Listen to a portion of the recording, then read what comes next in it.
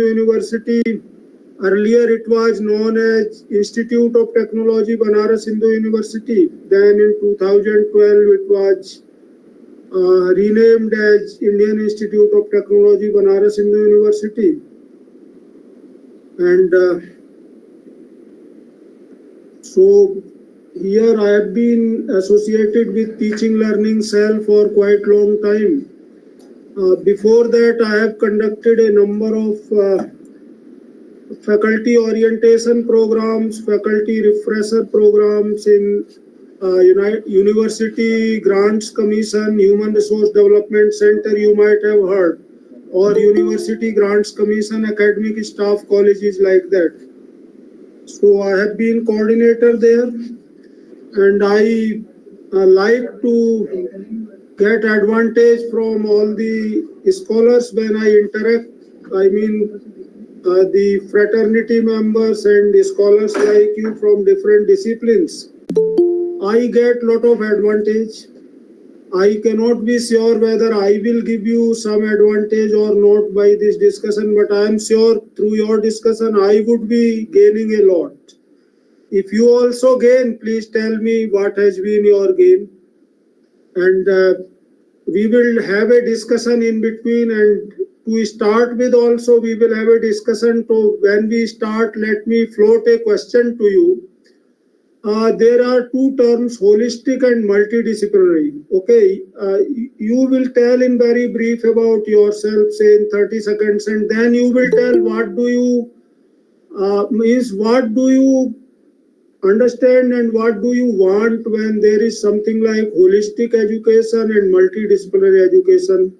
Because the national education policy uses this term, and these are very vital terms. In fact, they are the terms which can revolutionize the experience of education itself to a student. But ultimately, it is for us, the teaching fraternity members, how far we are able to give experience to our own students. Our role is very prime. And believe me, my respected madam and sir, if one wants to build a nation, one must build education. The vice versa of it, this is also true. If one wants to spoil a nation, one can do what will be obvious to all of you. So education is of primary importance. We could not become superpower even after independence of say 75 years. Why? I would like to have answer from you, because that will educate me what you think. We must have become superpower. A country like Japan, after just being completely ruined, I mean through the Nagasaki and Hiroshima experience. And see, this has become such a great economic power. What made Japan like this? And it became much earlier. We got independence in 1947. Japan was destroyed when you know. But when it became superpower, that you may be knowing, how could it become? And what is the role of this holistic and multidisciplinary education? There one can understand that thing very clearly when we delve upon it. So my dear friends, I would like to know from you one by one. Please put your video on. Just introduce in brief about yourself. I would like to know about you. Then about your explanation when we use the terms like holistic and multidisciplinary. And then how can we make our country really developed? That is Viksit Bharat. How can we achieve that concept at the earliest? So these are my, points that I want to discuss with you before I start the formal discussion. Of course, this session will be basically interactive session. I feel I am just one amongst you. It is just a matter that I am speaking and you are listening. But I will also like to listen from you. There is nothing like speaker and listener. You are also a speaker and I will listen. But let us be brief and to the point. That is my humble prayer to everyone. Let us be brief and to the point. So 30 seconds or maximum 1 minute, please, let us start. So one by one, please make a start. It may be alphabetically also. Yes, please. Okay, Jain sir, this is Dr. Ashish Singh from Dr. Tirthankar Mahavir University. Please be a bit loud, sir. Please okay. Raise your pitch, sir. Sir, I am Dr. Ashish Singh, Associate Professor at Tirthankar Mahavir University, Moradabad, at Pharmacy, College of Pharmacy. For the holistic and multidisciplinary education, I had opinion that the education system should be like that the student can learn how to earn after the education, as well as the successful life depends on the skills what he or she learn. So I had gone through some of the books and the NEP policy. So it has an idea that a student can learn after getting some insight for the successful life. That is from my side, that the skills in the previous era, like Gurukul Shiksha Paddhati, what we had seen that the student is learning from the gurus a lot, and he or she learn the skills, experimental skills, how to deal with the life problems and how to get earned. That is my insight for the holistic and multidisciplinary education. Thank you, sir. It's a very nice idea. The basic 2 points have been, central points like earn while one learn, earning while learning. This has been 1 point. Another point is just a glimpse about the Gurukul Shiksha Paddhati earlier. Right. So next one, please. Next one, please. Next one, please. Please take lead on your own. Okay, so good afternoon, sir. नमस्कार. नमस्कार sir, मैं doctor Surabhi Goyal हूँ Gurugram university से. मैं यहाँ finance की associate professor हूँ with 16 years of teaching and research experience, and some of the PhDs were been awarded under me.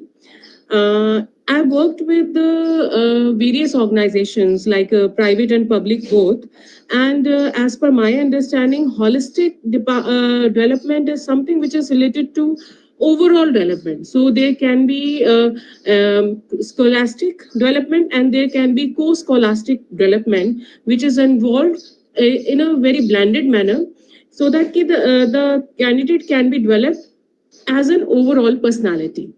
While we talk about multidisciplinary education, then it says that going through one education system is not sufficient. हम सिर्फ एक ही skill को उसको सिखा रहे हैं, तो कैसे बहुत सारी स्किल्स हैं जो अलग अलग डिसिप्लिन्स में सिखाई गई हैं, तो क्यों ना एक स्टूडेंट को हम ओवरऑल एक्सपोजर दें कि वो बाकी डिसिप्लिन की भी चीजें सीख सके और फिर अपने आप को डेवलप कर सके.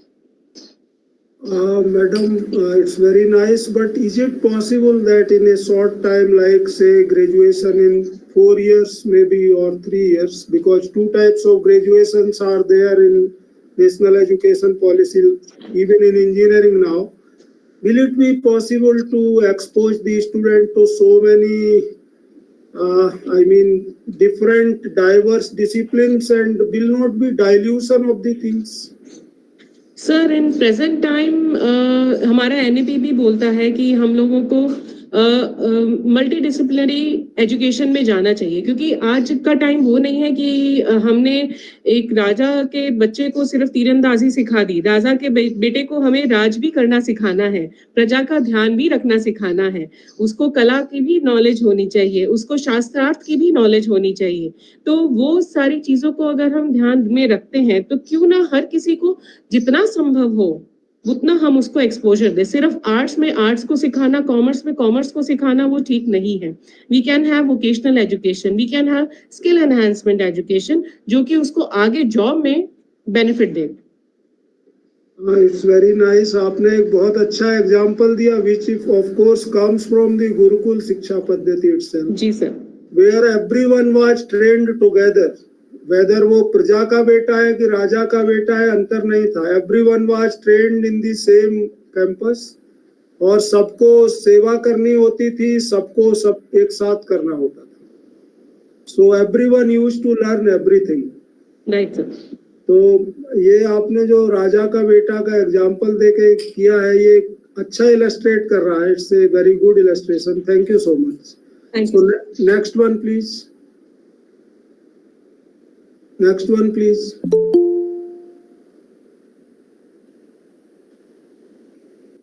Good afternoon, sir. My name is Dr. Yes, sir. My name is Dr. Ritesh Varanwal. I am from the. Please put your video on. Sir, I am from Department of Electronics Engineering, VVS Purvanchal University, Jaunpur. And my designation is assistant professor here. Right. And I means holistic development means overall development of the means education is based on the overall development of the student, like nurturing development like intellectual, emotional, physical dimension to improve learner. And multidisciplinary education means integrate knowledge and method from multiple disciplines like electronics, mechanical, electrical, and other fields to address any complex problem. Sir. So it's very nice, point that you have given.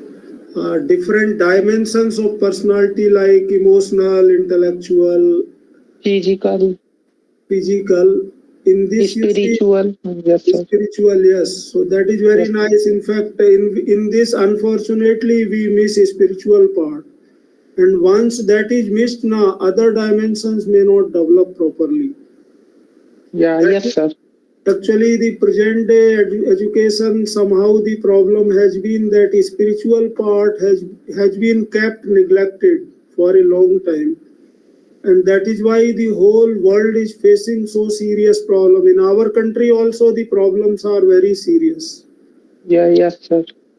Students actually, often you may be reading, students are committing suicides, they are showing violent behavior and all such things. Values, moral values is less nowadays. Different types lack of different types of serious problems are being observed. Basic reason is that spiritual dimension has been intentionally suppressed. Yes, sir. And that is giving the consequences now. So it is all serious problems. Thank you so much. Namaskar. Next one, please. Thank you, sir. Good afternoon, sir. Good afternoon. Namaskar. Yeah, this is architect Seema Patil, sir, from Maharashtra, Kolhapur. Right. Basically, by profession, I am an architect, and also I am the head of the Department of Interior Design. Right. All of you, my request is please put your video on. When we discuss, you may put your video on. Namaskar. Yes. Okay. So basically, I am assistant professor and head of interior design department. And basically what I feel is the field which I belong to, that is the interior design. I am teaching for the students of interior design. Basically, the interior design field by profession is multidisciplinary. Approach is multidisciplinary because it is a creative field as well as technical aspect also taught over here. So it is a blend of science, arts and science. Am I audible, sir? Yes, yes, very much. From the beginning itself, this my request, others may please mute their mics. Others may please mute their mic, only the speaker. Otherwise, there will be lot of echo. My request to everyone, please mute your mic except the person who is presenting. Yes, ma'am, please. So basically, this field, because we are not in the arts or the science background, but we are multidisciplinary. So basically, whatever we are teaching or whatever the students are learning, because they have field visit, they have in-house training, they need to be skills ready. So this field from beginning is such a field that the skills, what the NEP is talking today, for the other faculties. So we have been practicing for years. So that is what I want to contribute. Right. Thank you, ma'am. Thank you so much. Next one, please. Dr. Abhishek ji was trying to say something. Dr. Abhishek ji.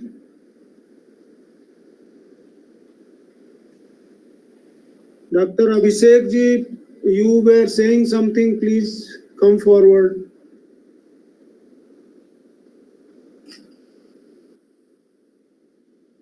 Next one, please. Sir, good afternoon. Ji, namaskar. Namaskar. This is Aishwarya Rupa Majumdar from Department of History, Ramnagar College. Sir, I just want to say something about my own experience while I was doing my PhD in JNU. I was in a multidisciplinary center, that is Zakir Hussain Center for Educational Studies. That department was partially, it was a multidisciplinary center as well as a department of education. So they taught us in while doing our research, we should have the approaches of from multidiscipline. That means I'm giving the example from my history, that history of education, economics of education. So we should all should know the different approaches and incorporate those approaches in our research area, and that is helpful while I am teaching in my college as well. Nowadays the topics, the themes, the syllabus has changed a lot. So while I teach there, my students, it is very much helpful. The multidisciplinary approach helps me to teach them more easily, connecting all the subjects together. So it's very nice to have an approach from multidisciplinary. Right, ma'am. For example, in history, there is history of arts. So, yes, like this, there may be history of economics and all such history things. Of economics, history of arts, history of war and battlefields. Lot of new areas are coming up. History of science. My background is from science, history of science. Yes. So these approaches is very nice, sir. Yes. Thank you so much. Namaskar. Most welcome. Next one, please. Okay, it takes time, so may I request Dr. Anil Tamarji or okay, Prashant ji. Dr. Prashant ji, please present. Yes. Good evening. Good evening, ji. Good evening. Namaskar. Sir, myself, Dr. Prashant, sir, working as an assistant professor in the Department of Pharmacognosy at SVKM's and MIMS deemed to be University, Hyderabad. Right. My background is related to the completely pharmacy, sir. So, as in the current the topic, the holistic and multidisciplinary education is very, very essential for the students, particularly in the nowadays. So, the holistic this approaches is mainly focusing not only on the academic achievements, it's mainly focusing on the person's physical, emotional, social, and intellectual abilities. So, it is not only pertaining to the particular academics, not like that. So, on all the aspects, we are grooming the students in such a way they may get some more exposure and they may settle in the life in a better manner in comparison to the traditional manners. So this is the thing that I would like to be expressing myself. Okay, anything else? Thank you so much, Dr. Prashant ji. Next one, please.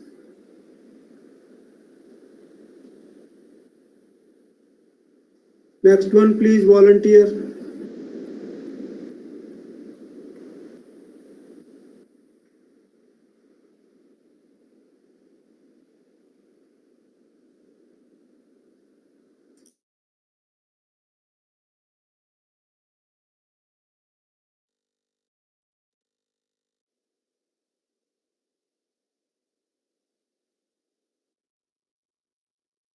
Good afternoon, sir.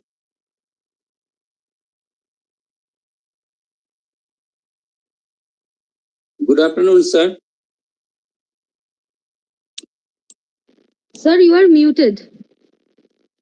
Oh, it's, Yes, namaskar, please. yeah, thank you, sir. So myself, Dr. Sujit Kumar Bera. Ji. I am Associate Professor of Chemistry, Vidhan Chandra College, Asansol, West Bengal. Ji, please. By meaning holistic education, it is just a comprehensive approach that includes not only the subject matter, but also the emotional, social, ethical, and all the academic needs that a student should get from this education. Yes. Okay. That is the main theme of this holistic education. And multidisciplinary education is very essential nowadays because as my subject chemistry, so chemistry is not a hardcore chemistry, it's related to the biology, it's related to the physics. So without knowledge of the multidisciplinary education, a student will feel difficulty in the job market, in the practical market. So it is very essential. Right. For example, biochemistry, molecular biology. Yeah, yes, sir. Right. Right. Thank you so much. Thank you have a big idea about all the related subjects. Right. So anything else? Thank you so much. Namaskar. Thank you. Oh, thank you. Yes, next one, please. Dr. Anil Tamarji, are you here? Dr. Anil Tamarji? Dr. Ansu Demla?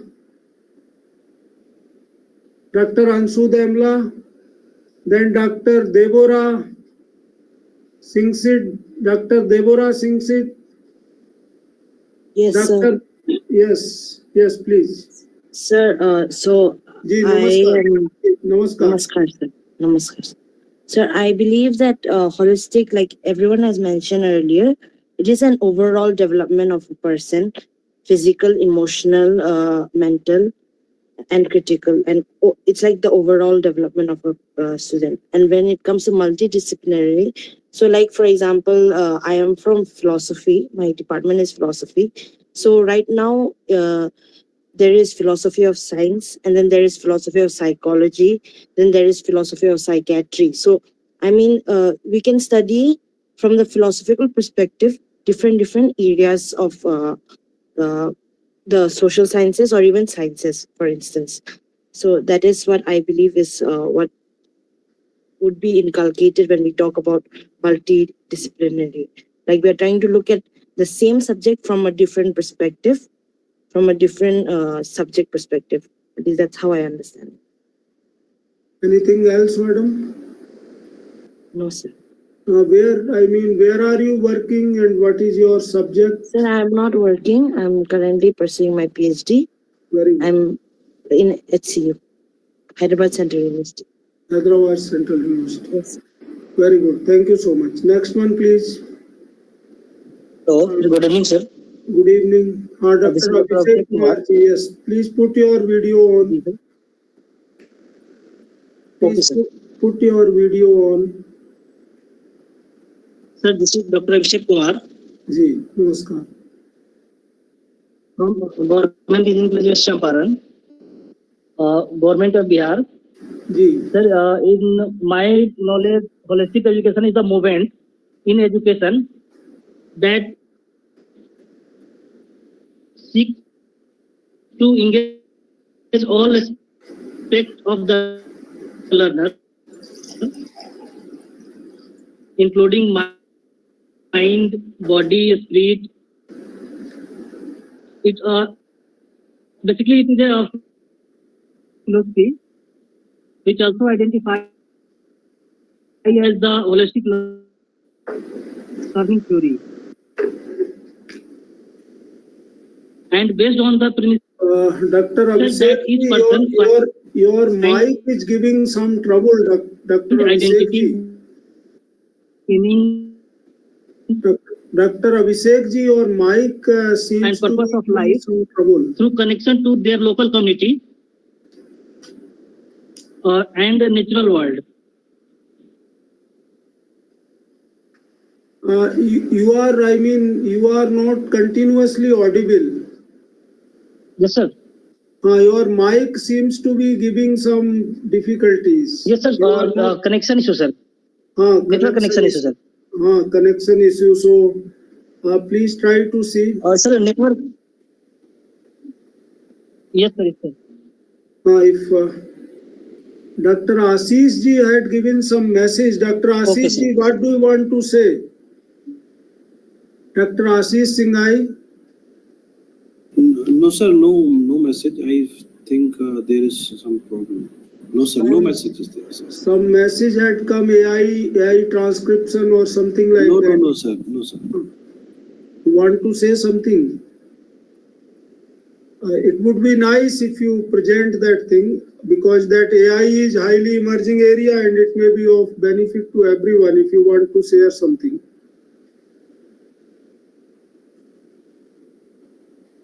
Hello.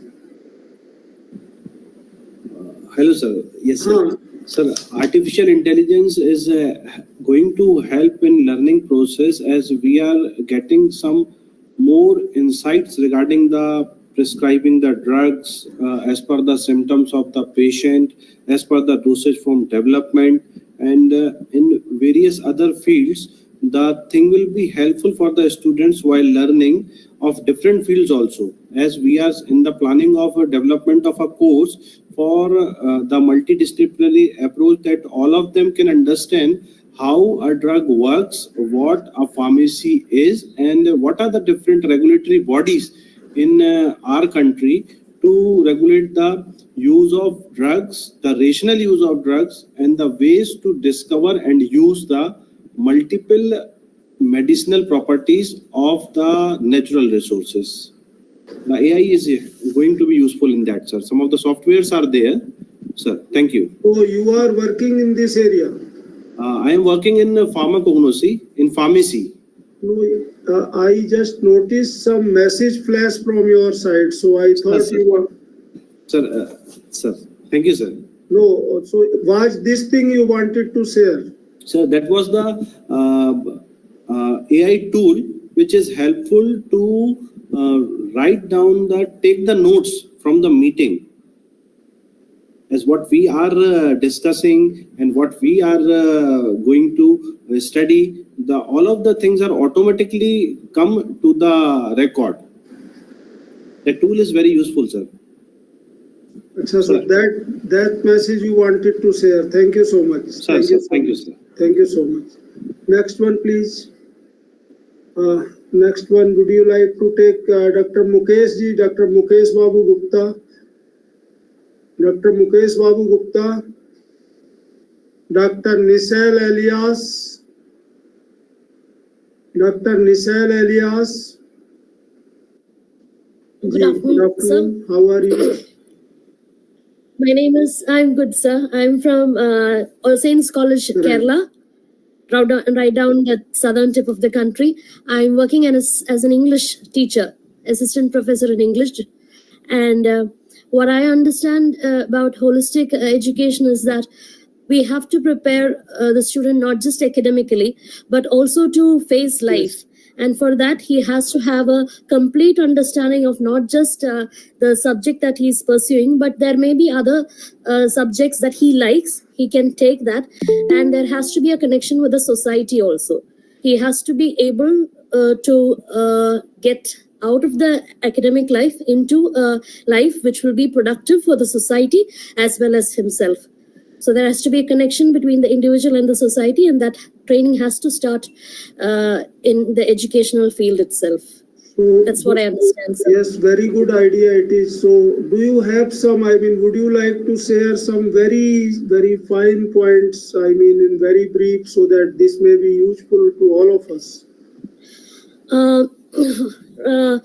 When I used to work in a school as well before I joined college, so I've worked with primary and secondary students also, and I've seen that the interest of the parents keep varying, and the connection that the parents and the teachers maintain over the development of the child kind of reduces over the ages.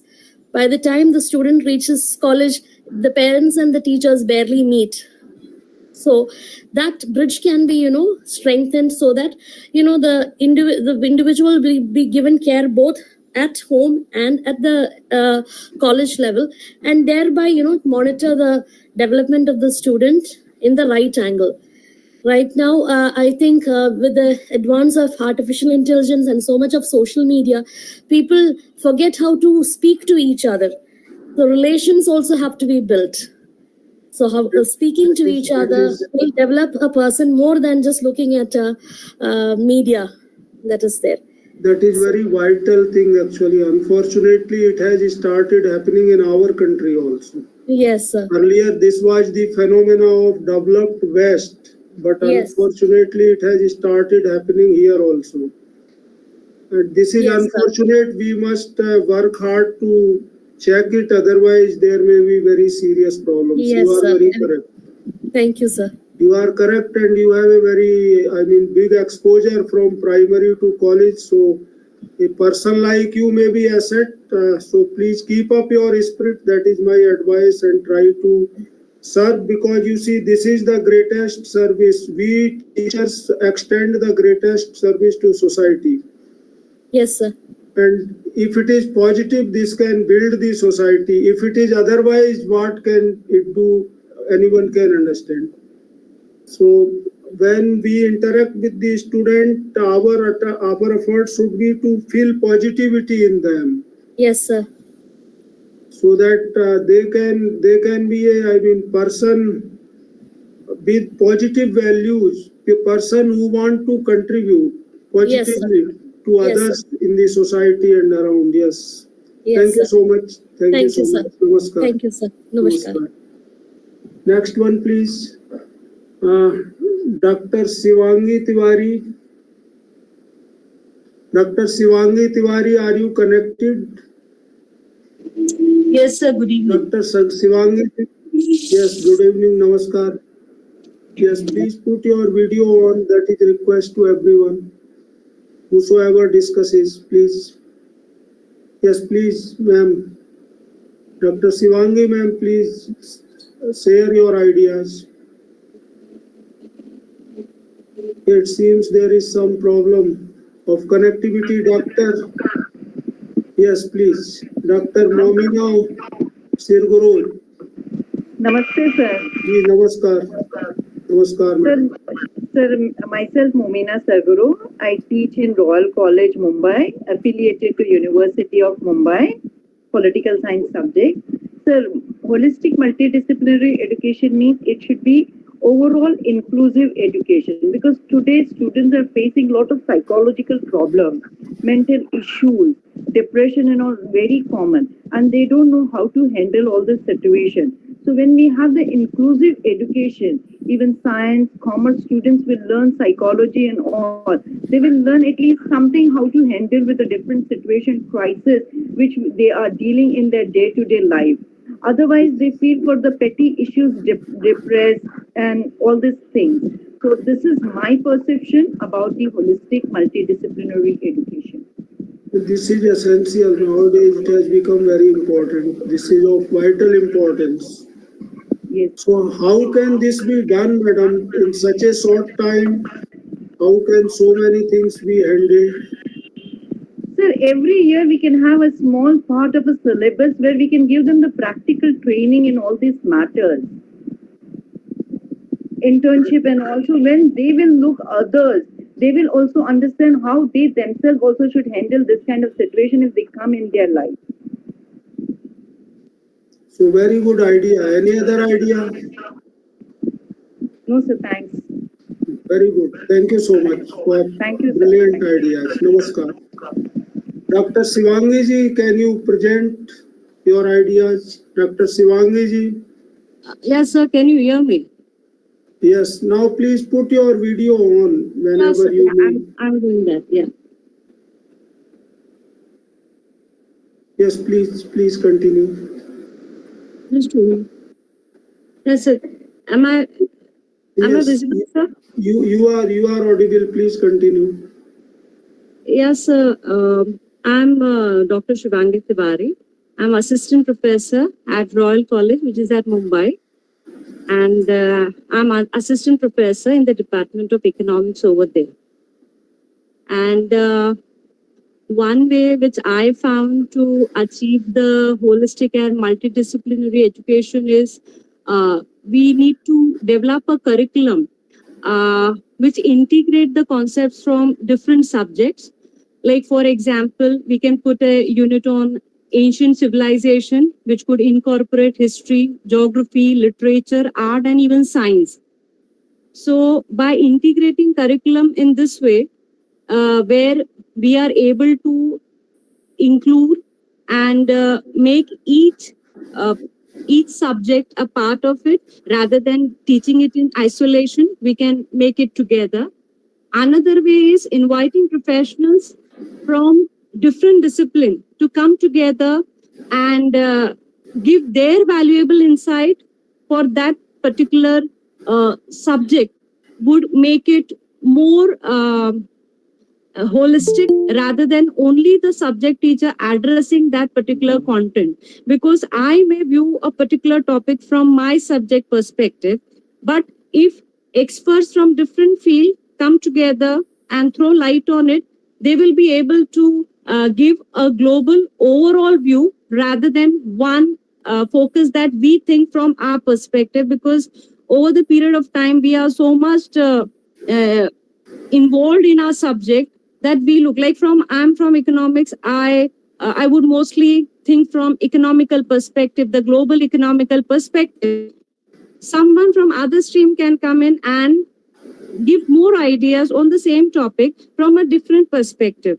So that would integrate overall requirement, and that would make the education more holistic and multidisciplinary. Another way we can do is instead of traditional exam, we must go for more project-based assessment, rather than only the traditional theory pattern that we follow. Already NEP have that part in their reports. So I think these few measures, if we do, we can definitely address the education perspective of having a holistic and multidisciplinary education. Thank you, ma'am. Anything else? Anything else you want to add? Okay. Thank you so much. Namaskar. Thank you, sir. Thank you. Namaskar. Dr. Pascola Eldridge. Hello, Dr. Pascola Eldridge. Are you hearing me? Dr. Dushyant Behra. Dr. Dushyant Behra. Acha, okay. Dr. Ravisri Misra, please continue. Yes, sir. Good evening to all. Good evening. This is Dr. Ravisri Mishra from Royal College, Department of Sociology, Thane. Sir, when we talk about... Please put your Sir, I have joined through mobile for the first time, so I don't know how to do it. Okay, no problem. Yes. Sir, when we talk about holistic approach to education, I feel it is not a new concept. Because in teachers training, BEd, okay, I've done BEd, so I know there, first thing what we were taught was that knowledge cannot be compartmentalized. Right. Okay. And we were trained in a way, that a history teacher, how can she can take, or give example from other discipline to make it holistic. Since possibly syllabus was not focusing. So through teaching method that was done. Right. So when we talk about holistic education, it should involve child's head, hand, and heart. Very good. Very good. But I'm a little skeptical because the way we are implementing NEP, because we are in the process of framing the syllabus and all, we are stressing on skill-based, skill enhancement, but 2 unit only is there. In 2 unit, what kind of skill are we going to enhance? So how far these things will be successful, that time will only say. Right. Because I think you were initially talking about dilution. Syllabus dilution is taking place because you have to incorporate so many things. Right? Dilution may also happen. It is taking place. So if you see, because ये डालना है, ये करना है, चलो 2 unit का ये करो, 4 इसका ये करो. So if we fail to implement properly, तो ऐसा ना हो जाए jack of all or master of none. हम produce करें. You are very correct. You are very correct. So I congratulate you. This is one very serious. Which may happen if not done properly. Yes, sir. Yes. So thanks a lot. Anything else you want to share? But I would advise you, Dr. Ravisri ma'am, if you join through laptop, it would be better. I'll do that. Actually, sir, मैं election के training से भाग के अभी आई हूँ, तो इसके लिए you may also have better lively experience when you join through laptop. Anyway, I'll do that. So just now I've reached home. I'll do that. My phone number is here flashing. I think it may be flashing to you also. You may note down. You means all of you whosoever wants to do so. And okay. you are very dear colleague. All of you can discuss with me afterwards also. Just please tell me that in this session we met and discussed. Okay, sir. Thank you, sir. Because this is not the end. This is just the beginning of interaction. Yes. So please take care. Thanks a lot for very good ideas like, combining the strength of head, heart and hand.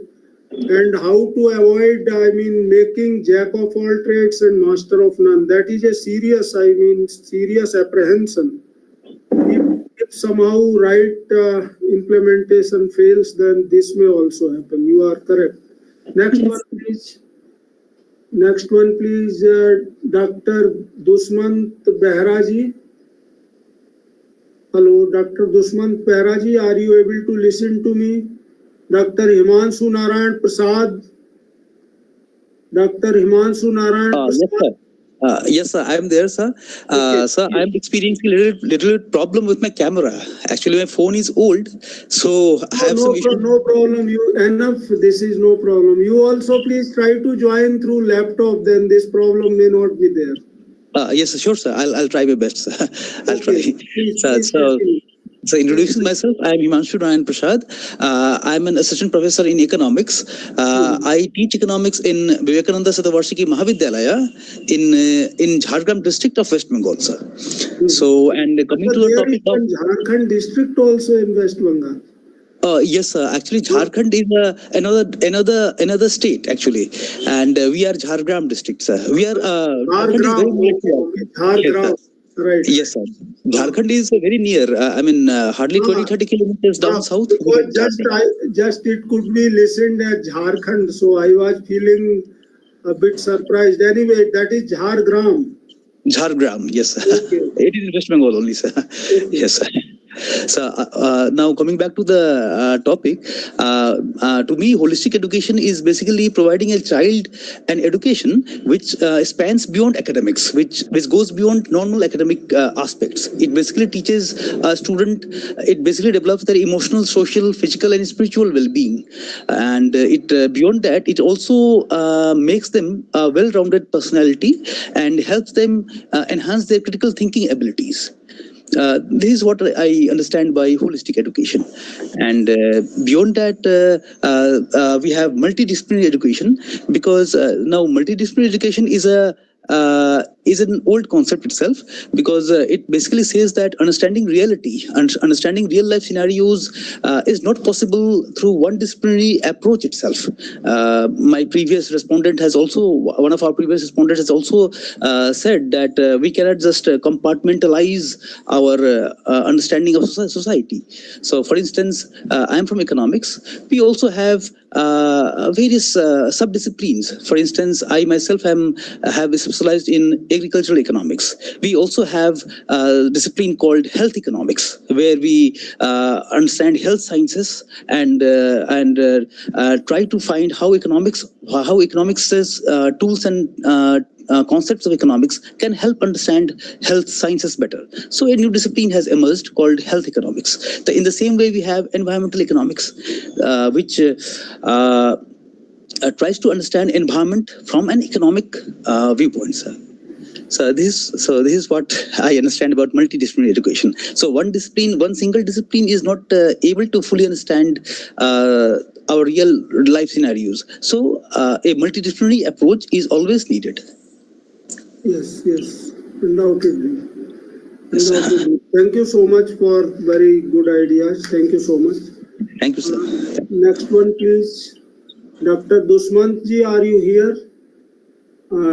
Dr. Honimoy Gangte. Dr. Honimoy Gangte. Dr. Karthikeyan ji.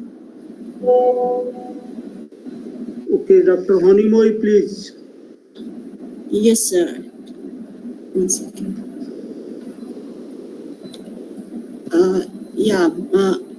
Actually, sir, I'm not yet doctor. I'm a scholar in University of Hyderabad. I'm doing my PhD in Center for Social Exclusion and Inclusive Policy. Sir, according to me, this holistic understanding is it's an overall development which help a child learn. I'm really sorry. I'm no problem. Nervous. No. Please don't feel nervous. If you are feeling that way, you can put your video off. But that it may help if you keep your video on. I think I better off my videos, sir. Okay, but then next time when you make presentation, you may become nervous again. So I think it would be better if you face the situation. Fine then. I'll keep that. No, decision is yours. But unless you face the situation bravely, it may be difficult next time also. Right, sir. That's right. Yeah, I'll try with video then, sir. Okay. Don't worry. You just put forward your ideas. Yeah, actually, holistic learning is an overall development which help a child to grow for a greater independence and self-esteem. And when we say multidisciplinary learning, it is like 2 or 3 disciplines coming together to form a better understanding. And that's what I understand, sir. And it helps us to learn more like problem solving, critical thinking. Anything else you want to say? But my advice to you, because you are a student, you see, more you try to avoid the problem may continue to chase you. So Swami Vivekananda has... I'm in my initial stage of my PhD. Yes, you are saying something, please. Yeah, I'm in my initial stage of my PhD, and I don't have much no problem. Swami Vivekananda in front of people, so I am a little bit nervous. Swami Vivekananda ji, perhaps you might have heard his name. He is such a great icon who is respected globally. So he said, if someone is afraid of danger, or if someone is afraid of some big mental fear, imagining that there is big fear, the fear will keep on becoming bigger and bigger in her own mind. And when one faces it bravely, then the fear may become smaller, it may not be existing, or danger may not be existing. So if you put the video off, next time you may be facing problem. Are you getting my point? So better try to face it this time. You read Swamiji, I think you may get many brilliant ideas from me. Yeah. So anyway, thanks a lot. So my advice to you, try to face the challenge rather than escaping it. Okay, that may help you. Fine, thank you. Sure. Next one, please. Thank you so much. Karthikeyan ji. Dr. Kauslendra Yadav. Dr. Kauslendra Yadav.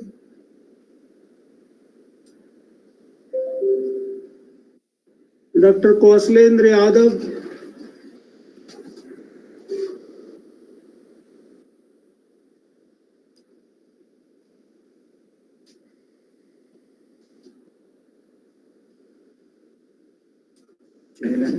हाँ दे सकते हैं किसमें कुछ glass है glass या पूर्वा या cup हाँ देगी doctor Kaushalendra ji then Dr. Komal ma'am, then Dr. Mahima Khurana, ma'am. Then Dr. Manoj Kumar ji. Then Dr. Manish Khamrai. Then Dr. Mukesh B. Gupta. Dr. Mukesh Gangwar. Dr. Navneet Sharma. Are you connected? Dr. Priya Ghosh. Yes, Dr. Navneet Sharma this side. Yes, please, please. It would be better if you put your video on. Namaskar. Namaskar, sir. It's my pleasure. How are you, sir? Yes, I am fine. Thank you so much. How are you? Yeah, I am fine, sir. Your blessings. You yourself being fraternity member, it is your kindness. Thank you so much. Thank you, sir. Thank you. No, sir. It's your blessings. You are giving something to us on these 7 days. So thank you so much. It is really thankful to you.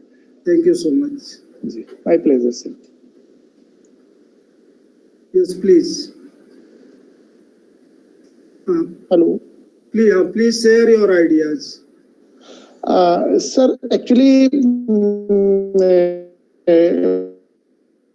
I would like to introduce myself first. Yes. I am Dr. Navneet Sharma. I am working as a professor at IMT University, Meerut. Ji. It is a private university. I am the professor of biotechnology here. Ji. So, hello. Yes. I am listening. Am I audible, sir? Yes, sure. Fully audible. Yeah. So, we people are also facing some challenges here in terms of NEP implementation. Right. But and also the student diversity is also a problem, because we are having students from different areas and also from socio-economic backgrounds. Right. But I would like to mention over here that we have implemented this CBCS committee recommendation from 2018 only, and NEP guidelines from 2020. Very good. And here we are running 16 colleges, and being the chairperson of CBCS committee and a member of NEP task force, we have implemented even the NEP guidelines of all the SEC, AECs and value-added courses, all these the Indian knowledge system courses. We have tried to implement all these courses plus NCC, sports courses in our curriculum. So we are trying best to implement the NEP guidelines, but no doubt there are some challenges which we are facing, and sometimes try to overcome that, and sometimes we have to change our path little bit. Dr. Navneet ji, since you are younger to me, I am calling you by first name. Yes, sir, why not? It's very nice to listen that you have headed such a great work. What may be the main challenges and what may be apprehensions? For example, there is one apprehension that there may be big dilution if it is not implemented properly. Yes, sir. So will you like to share a glimpse of that to all of us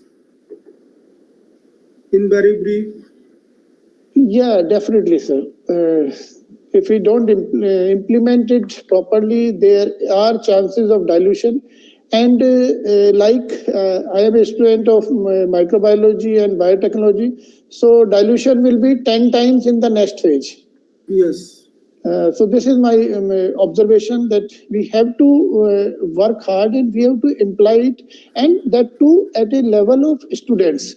Suppose we make policies, we implement at the university administration level and at dean level, HOD level, but if it doesn't go to the student level, it is very difficult to imply it. So we must develop a feel to the students that we have to do it and we have to learn it and we have to transform ourselves to a new system of education. And this system of education is for our benefit, not for the benefit of the university administration. If we are offering them NCC, if we are offering them sports, if we are offering them value-added courses, this is their skill enhancement. This is not our skill enhancement, and definitely they will get better results in their professional life. If professional training is included in the syllabus, that is for their betterment. So this is my view, sir. But there is one challenge that we may be facing many times. You see, students many times they are not interested more in learning. They are interested somehow in getting some job, some package. Exactly, sir. So such type of disoriented student, how it's a big challenge. I think you might have also felt how to definitely, sir. Bring such disoriented student again to the track of learning. For this, I think, sir, we have to gear up our mentors. We have a mentor system over here in our system. So if such type of students are found in the system, then we ask their mentors. We don't ask the students that why you are doing. We ask their mentors that try to improve your students. These students are not keen for this implementation. These are not keen for submission of project reports on time. These are not obeying the plagiarism rules, because we have a stringent plagiarism policy. So if they violate that policy, so we call their mentors and check the student through mentors. So this process we have adopted, but no doubt it is not 100% proof, but it gives good results, which I feel. But the challenge is, see, when they don't bother for the advice of teacher, how much will they bother to the advice of mentor? Yeah, this is the challenge, definitely. Sometimes even their parents are package oriented. They have just sent the student for getting some big package, some dream package or something like that. They have, hardly anything to learn, and when they don't get that, then everything like disappointment, depression, and so many other things start happening. Yes, this is true, sir. This is very true. So actually, I think how will these parents be corrected? Have you felt this anytime? That even please, sir. Even parents are disorienting their sons and daughters many times. Yeah, it is there, sir. It is there in the society. Few parents who are very much knowledgeable, they disorient the students, and few are which are the below the education level, so they don't have knowledge to guide their ward, so they disorient them. So mediocre people understand. Those who are not, those who are ignorant may be excused, but those who know and disorient their, sons and daughters, and it becomes very difficult to correct their sons and daughters. Definitely, sir. It is very difficult for them. Have you ever faced such a problem, my dear friend? This problem comes, sir. And even they are very good in their arguments. Yes, and many times baseless arguments. Baseless arguments, correct, sir. So sometimes you can discuss with me. I would be happy, because time at present is not there. It's a big challenge, and its solution may be at family level. Its solution is not with us. Definitely, sir. This is the collective responsibility of parents as well as teachers as well as mentors. Actually, teachers and mentors cannot do much if their parents continue to misguide them. Yes, definitely. And unfortunately, this is the reality of the day, many times very harsh reality of the day. Very correct. So sometimes please think over it. Sometimes we may meet and discuss, or my phone number. Definitely, sir. It will be my pleasure to meet you, definitely. Okay, thank you so much. Thank you so much. Thank you, sir. Thank you. Namaskar. Namaskar. Namaskar. Dr. Priya Ghosh. Sorry, Dr. Pyasa Ghosh. Dr. Pyasa Ghosh, then Dr. Pranali Holkar. Are you listening to me? Then Dr. Rajni Rani. Then Dr. Richa Arora. Are you listening to me? If it is so, please connect. Dr. Sefali Ghosh. Dr. Sefali Ghosh. Dr. Sasi Bharti. Dr. Sasi Bharti. Dr. Sehnaz BM. Dr. Sehnaz BM. Dr. Shiv Singh. Are you listening to me? Please respond. Dr. Subranil Brahma. Dr. Subranil Brahma. Dr. Shiv Dr. Sivaraman Ramnarayan, Dr. Sivaraman Ramnarayan, Dr. Suman Majumdar. Please respond, Dr. Vaisali Patil. If you are connected, please respond. Yes, sir, I am Dr. Suman listening. Majumdar. Dr. Subranil Brahma. Okay, please. Dr. Subranil ji, please continue. Dr. Subranil ji, please continue.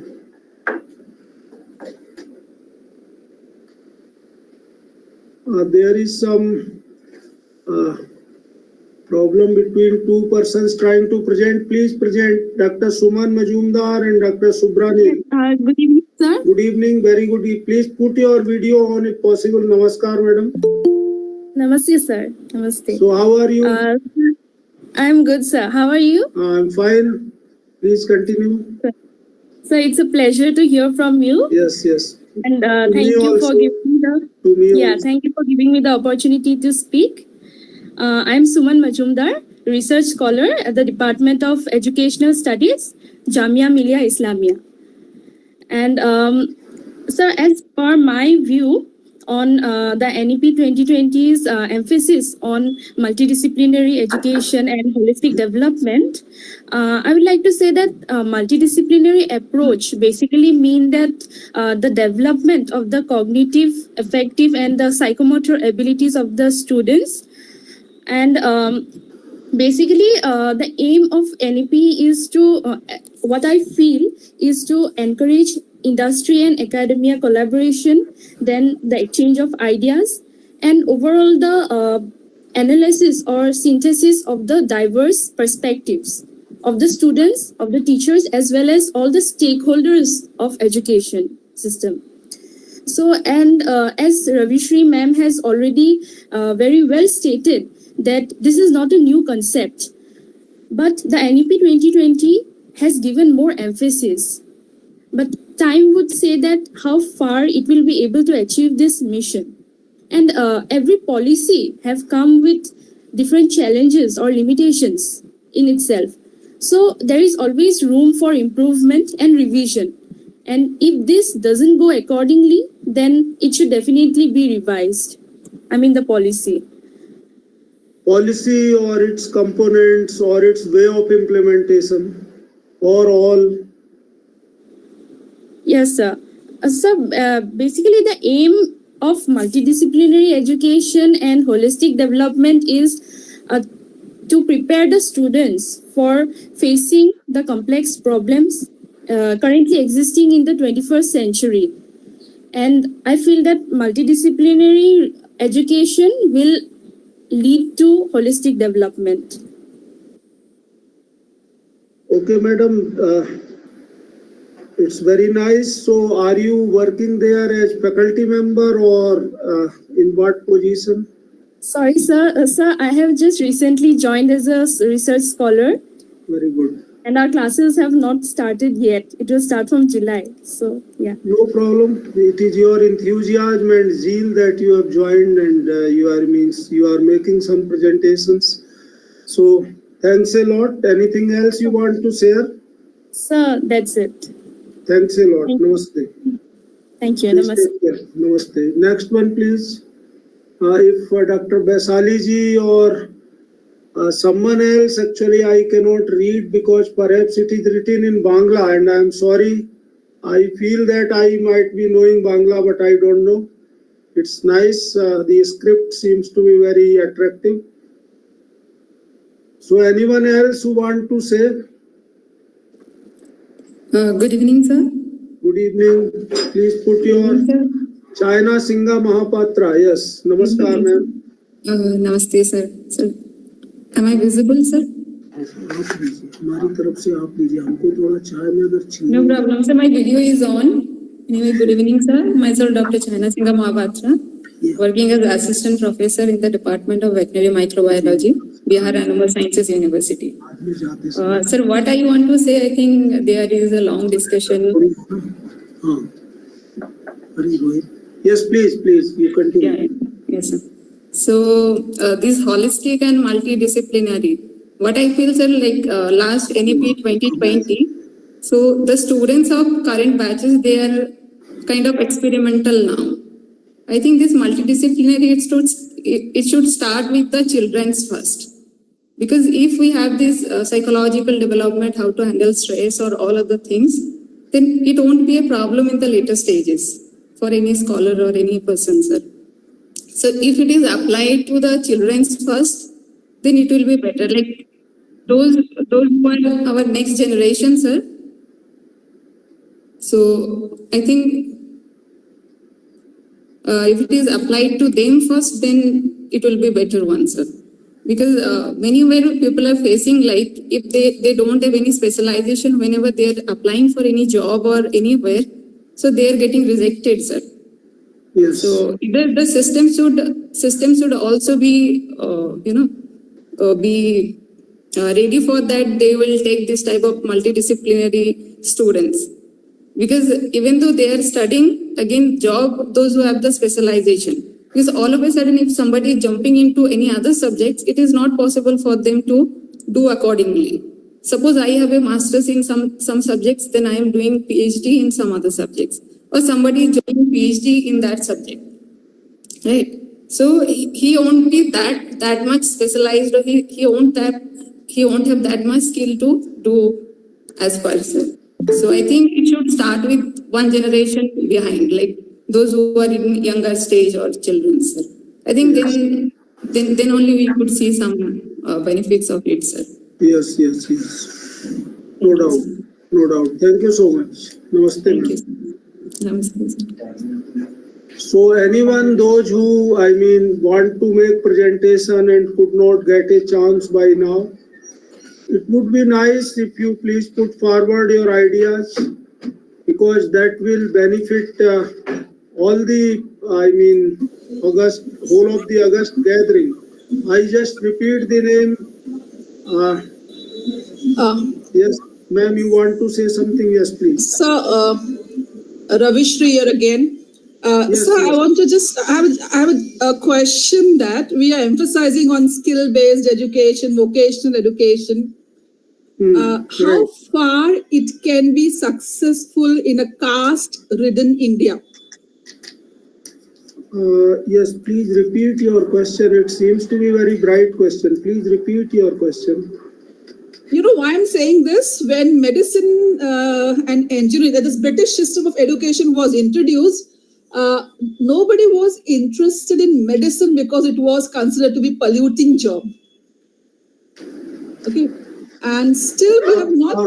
Dr. Ravishri ma'am, I hope you will excuse me and I apologize. I could not listen your full question. It seems to be a very bright question. Will you please repeat the whole question from beginning? Okay. My point is that we are emphasizing on skill-based vocational education. Right. But how far skill vocational will be successful in a caste-ridden India, जहाँ पे casteism आज भी है. And if we see the race, everybody wants to be engineer, everybody wants to be, into education or, some prestigious job. Okay. So how far people will take up this skill and all?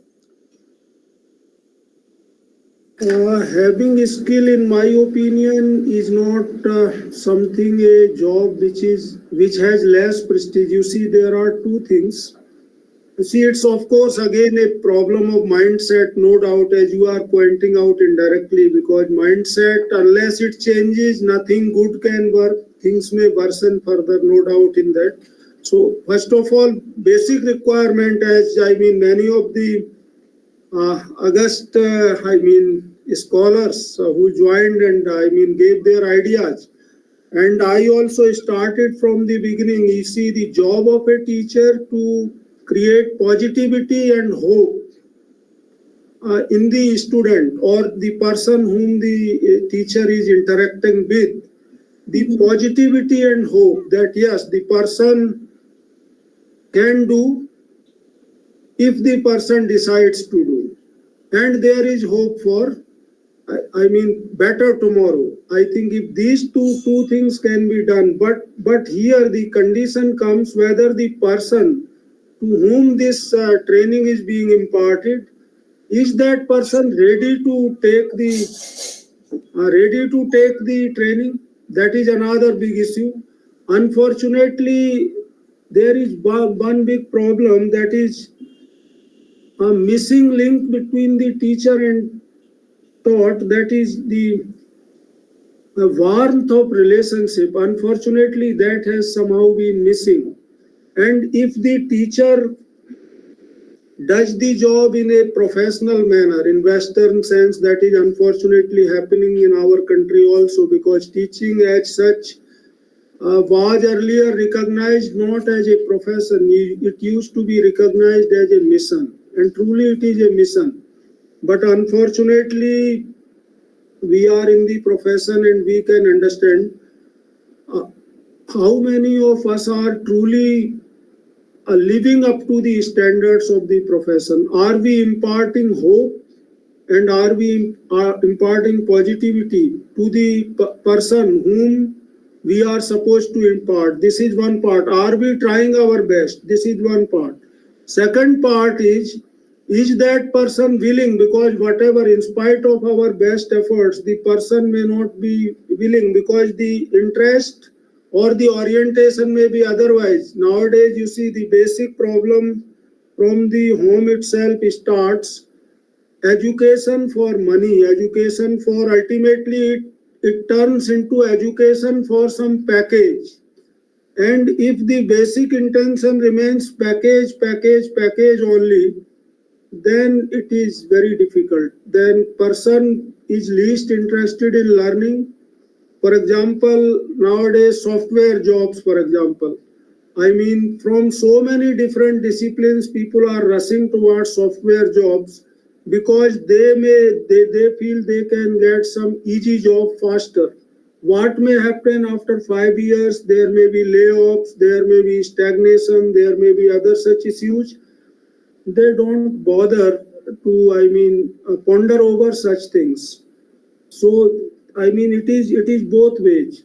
What the question that you raise, unless we get rid of negativity in our mind, whether it comes from the social system or from the economic system or from the political system or from the legal system or from the religious system or from the,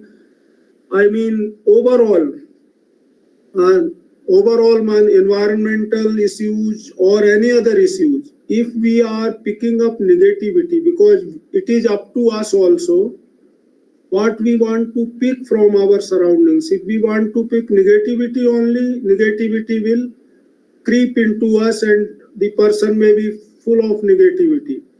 Similarly, if one wants to pick up positivity, slowly it may pour down in us and the person may be full of positivity. So a teacher, what I feel in my opinion, at least may try his or her best to impart two things. That is hope.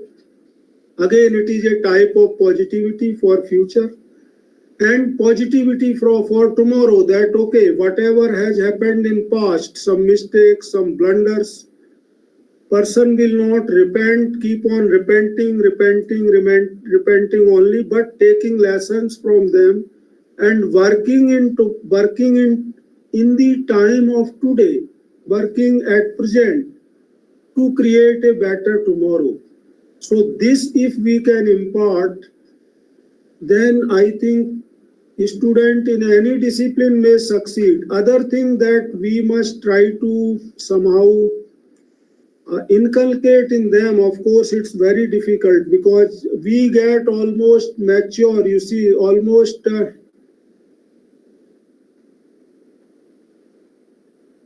Dr. China Singha, she says very correct. But the unfortunate problem is that nowadays we have related job. We means a large number of us, specifically in the younger generation, have made job equal to package. Bigger package, bigger job.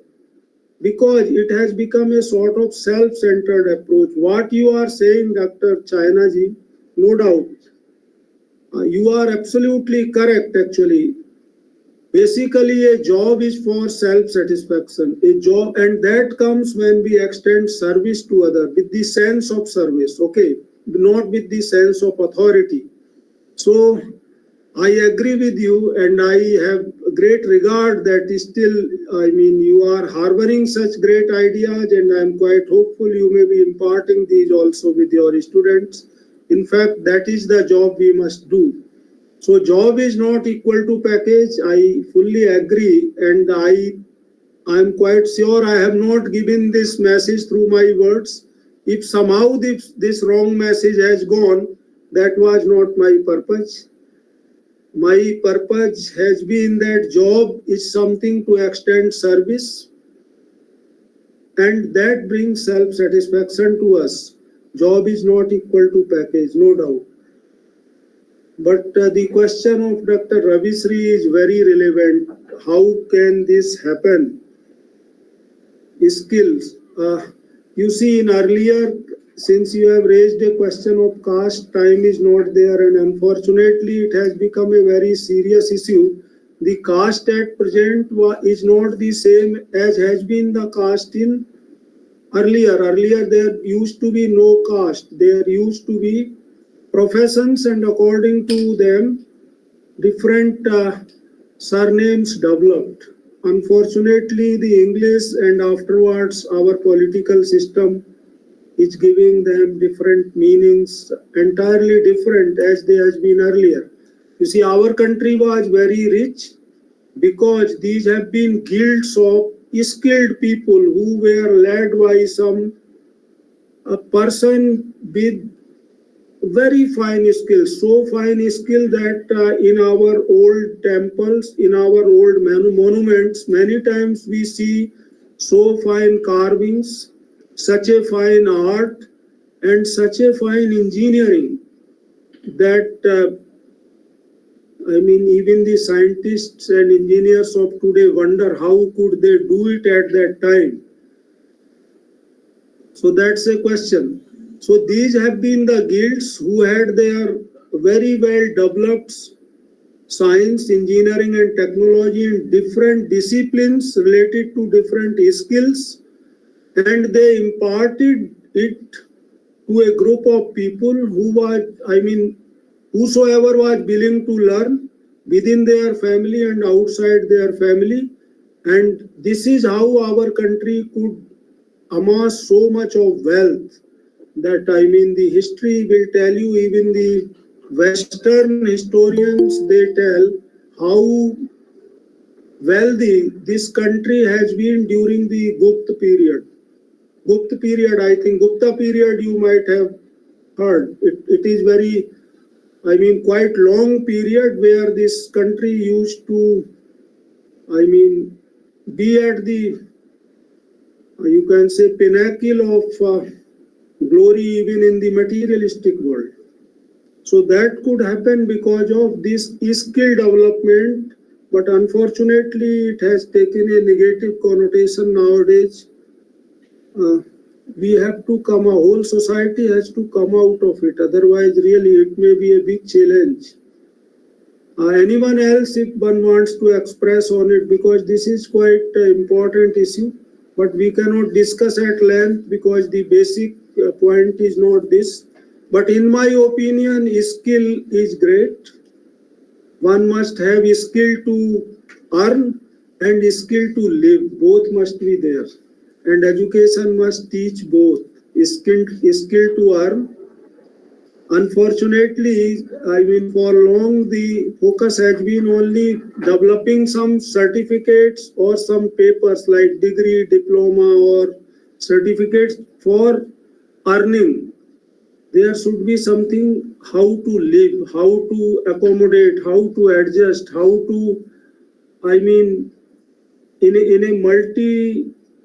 such a diverse society, in such a diverse environment, how to fit well so as to be sharing happiness with others without causing any disturbance or without causing any pain or discomfort to others. So this should also be taught by the education, and when this comes as the issue, naturally education to earn for the purpose of earning and education for the purpose of earning livelihood is one part, then living a happy life, healthy life, that is another part, because money cannot bring health and happiness. So when all these things happen, then only the real purpose of education may be served. So for that, I feel positivity is the first requirement. And another, one aspect or facet for future of the positivity itself becomes hope. Anyway, I feel all of you have great ideas. So if any of you want to express, may share, or discuss the question Dr. Ravisri Madam has raised. Yes, anyone else, please? Dr. Ravisri Ma'am, do you find some agreement with the discussion I presented before you? Or, yes, sir. Yes, sir. So, how far it is? So the point which you raised about guild system, today education, as I think China has pointed out, education is linked to job. When you talk about Gupta period or maybe medieval India or ancient India, education was not linked to job. There was like guild system, whether it was goldsmith guild or ironsmith guild or any other silversmith guilds, any other guild where people were trained in the skills and therefore they were excellent. When you talk about our forts or in any other or maybe that Rajasthan ka Bauli, that well system. Rajasthan, Gujarat, Maharashtra. They were not coming from any scientific background. They were laymen like anyone, but they were trained in those. Madam, please, just a line. You see, we aksar become confused. You see, scientific background does not essentially mean having big degrees like PhD, BTech, MTech as I have. True. See, the training in that discipline, scientific background means scientific thinking, scientific temperament. That is the basic requirement, not some pieces of paper. But so how do we understand now? Just please listen. They had this through rigorous training that was imparted in these guilds from the childhood period itself. Yes. That is what I'm telling, sir. Agar a tribal knowledge ko le loge, how do we look at them? Because just they haven't been to any college, maybe any university. I would just interrupt, ma'am. Sorry. Better call it traditional knowledge. Indigenous knowledge. That will be better rather than tribal knowledge. Okay, indigenous knowledge, sir. Right. I'm correcting myself. Yes. Okay. Yes, because words are very important. Yes. Please continue. Okay. So what I mean to say, today we have linked education to job. And earlier days, education means... When it happened when the Gurukul system was dismantled almost. Yes. This happened and English did it very intentionally. Just Macaulay system. So you see, we are just you can say we are continuing with the burden of Macaulay system in one way or other. So the basic problem is imported systems cannot work well in any country. China has done great job. It did not, allow any other systems to continue in its country. It had its own way of development and it became one of the superpowers. We could not, because we could not get rid of the Macaulay system. That is our unfortunate, you can say, part of the journey in education. Macaulay system was designed with some motive that suited these English people. It was not for our country, basically, for the benefit of our country. It was for the benefit of the British Empire, the colonial powers. So we must have got rid of that long back. But unfortunately, we could not, and still, that is the basic reason we are still a developing country. One of the basic reasons. True, true. Right, ma'am. So let us be brief. Yes, ma'am, please. Yes, anything else, ma'am? No, sir. No, sir. Thank you, sir. Most welcome. So anything else anyone want to say? Sir, I would like to what Ravishri ma'am said. Madam, actually, I just pronounced your name many times. Yes, please. Better it will be if you can put your video on all of you. My request to everyone. Yes, sir. Yes. I would like to add what Ravishri ma'am said. She said earlier, people were more skilled, and you added to that because they were trained from the childhood, right? And if you look at the history of our Indian system, earlier, job was linked to the caste that they belong to. I'm from Uttar Pradesh, and I have seen very vividly in our villages that even now they segregate the work pattern based on the caste that they belong to. Like, for example, even the surname were based on the caste and the work that they do. Madam, please excuse me. See, if you say like this, I hope you will not mind my question. For example, your surname, does it really justify? See, I think we are diverging much away from the basic issue. We are focusing more on some social evil rather than on positivity. You see, our efforts should be how to get rid of it rather than, for example, your own surname may not be reflecting the job different persons in your family or extended family may be doing. So, in fact, it has not been like this. Unfortunately, but we carry this idea because somehow it is. Sir, I got disconnected. I was unable to hear what you have said. I got disconnected, sir. Can you repeat what you said? I would like to hear that. See, for example, your complete name, will you please pronounce? Now it is appearing Shivangi Saurabh. It's Dr. Shivangi Tiwari. Okay, so my question was, first of all, let us not focus too much on social evil. We must rather think more on how to overcome it. Sir, I focus. Sorry to interrupt you, but just let me finish. How to overcome it? Because in educational institution, our job is not to keep on pondering over the problems. Our job must be how to get positivity. If the conditions are negative, how to overcome them and how to make them positive through our students, through our own efforts. Okay, so discussion of the problem is some part, its solution must be reached. So point here is the caste system which has somehow come in discussion, that is not the basic issue here. That is nowhere mentioned. Neither caste system is the indigenous part. Caste is not the part of this country. Unfortunately, it has come to stick with it. Earlier there were guilds. From there, it was somehow made to degenerate in this form. There have been guilds. These are all documented facts. ठीक है?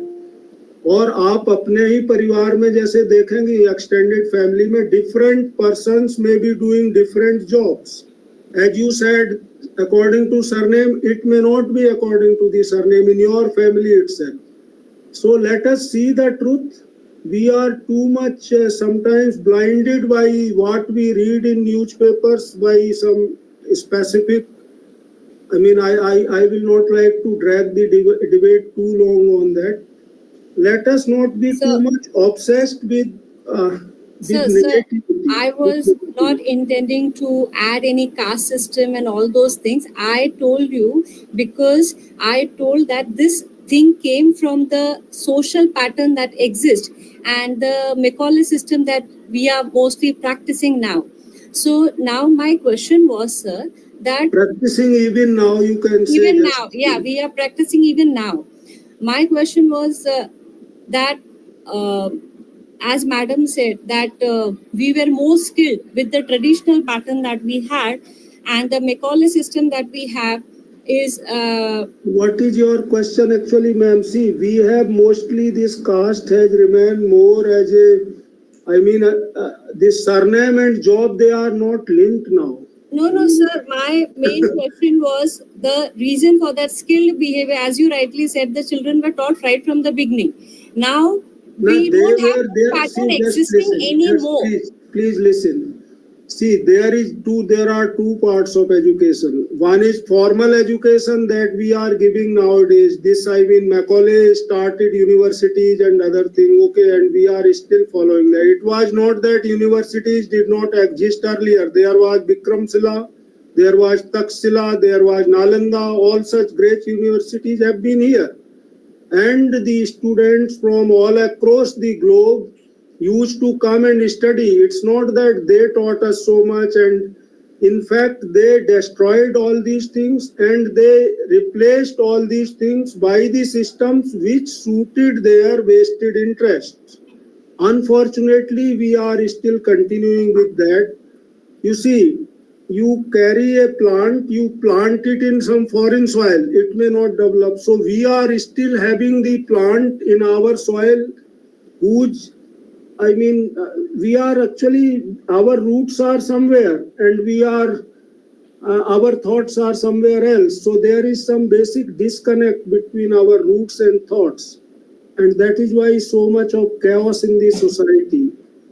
And in every sphere of life, whether it is education or it is political or it is economic or any other, you see, when there are disconnects, the problems will arise. And that is here.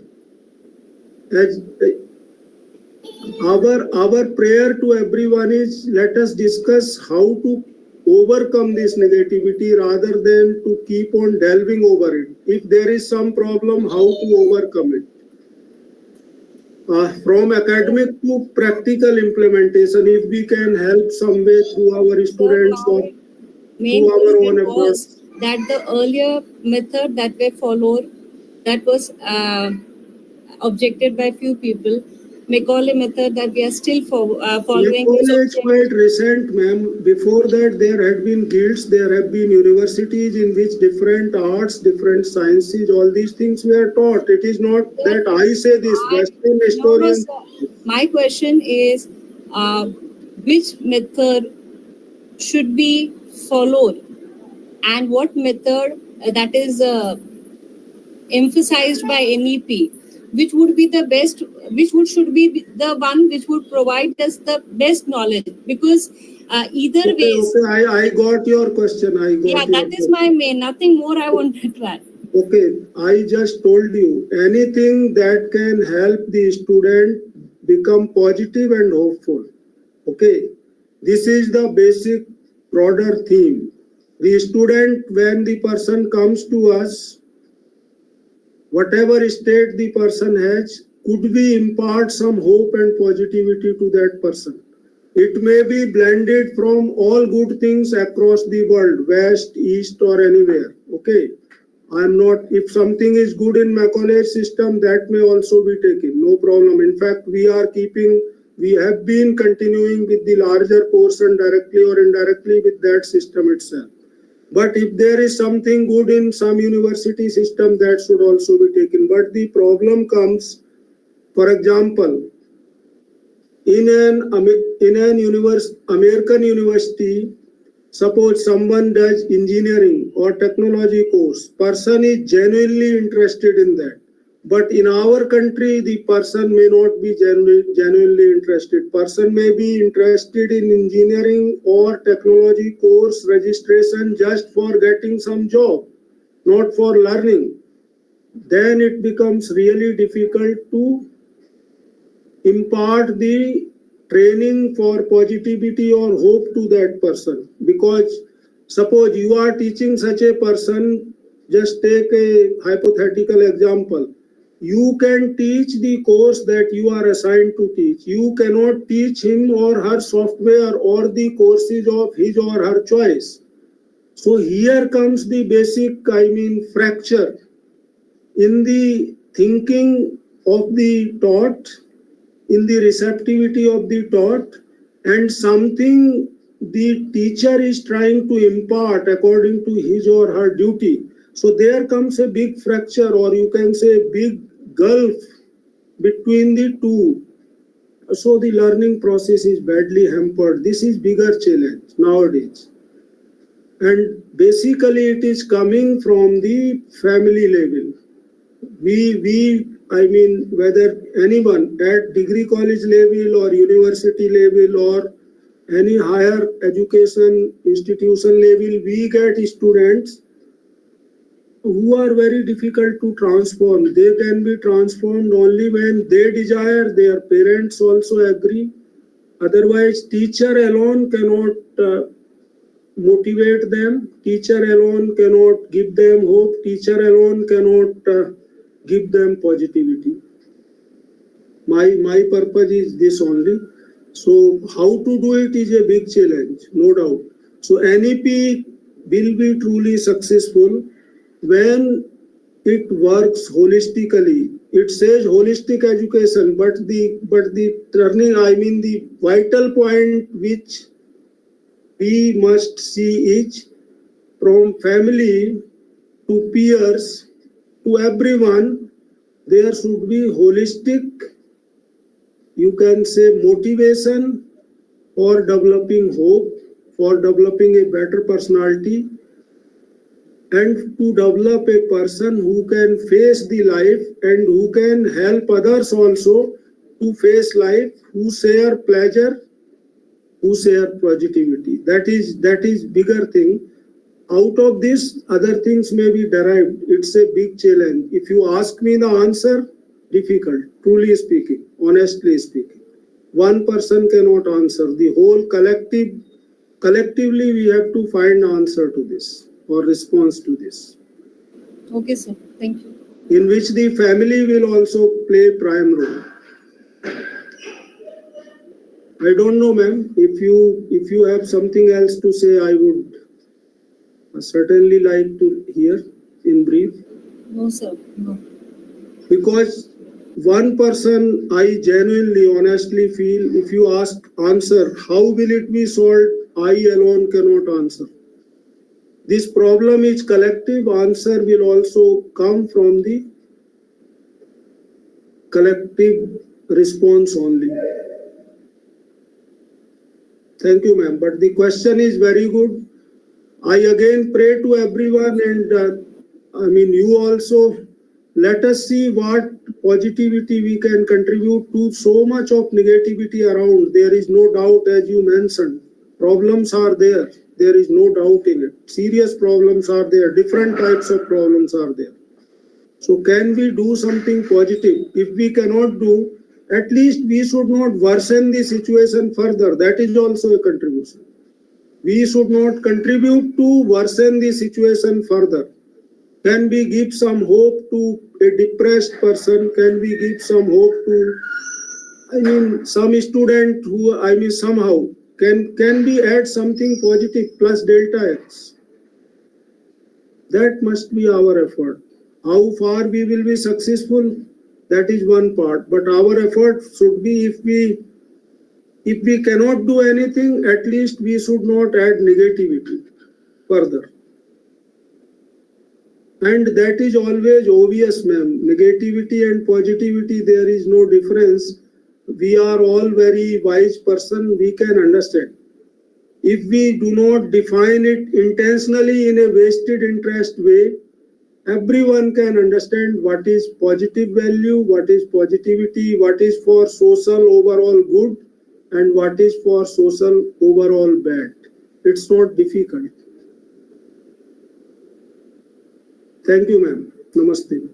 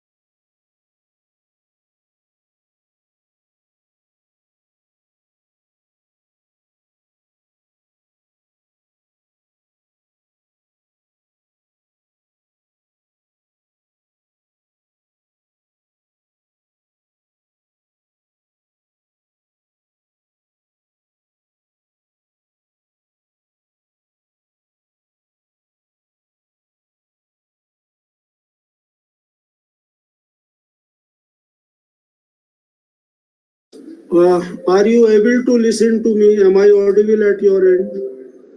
Yes, sir. Yes, sir. Yes, So now it has been really a very you can say bright session in which we share different ideas. My friend, I honor you for sharing of your time and very brilliant ideas here. Just if you want to have a break, please tell me how much time, or should I continue with my presentation? If you want to have a tea break or something, because maybe you want some 5-10 minutes or whatsoever, and then we may join again. Yes, sir. 10 minutes break would be. Yes, sir. Yes, sir. Okay, so after 10 minutes, we will join. Yes, sure, sir. Okay, thank you so much. Thank you so much. Please take care.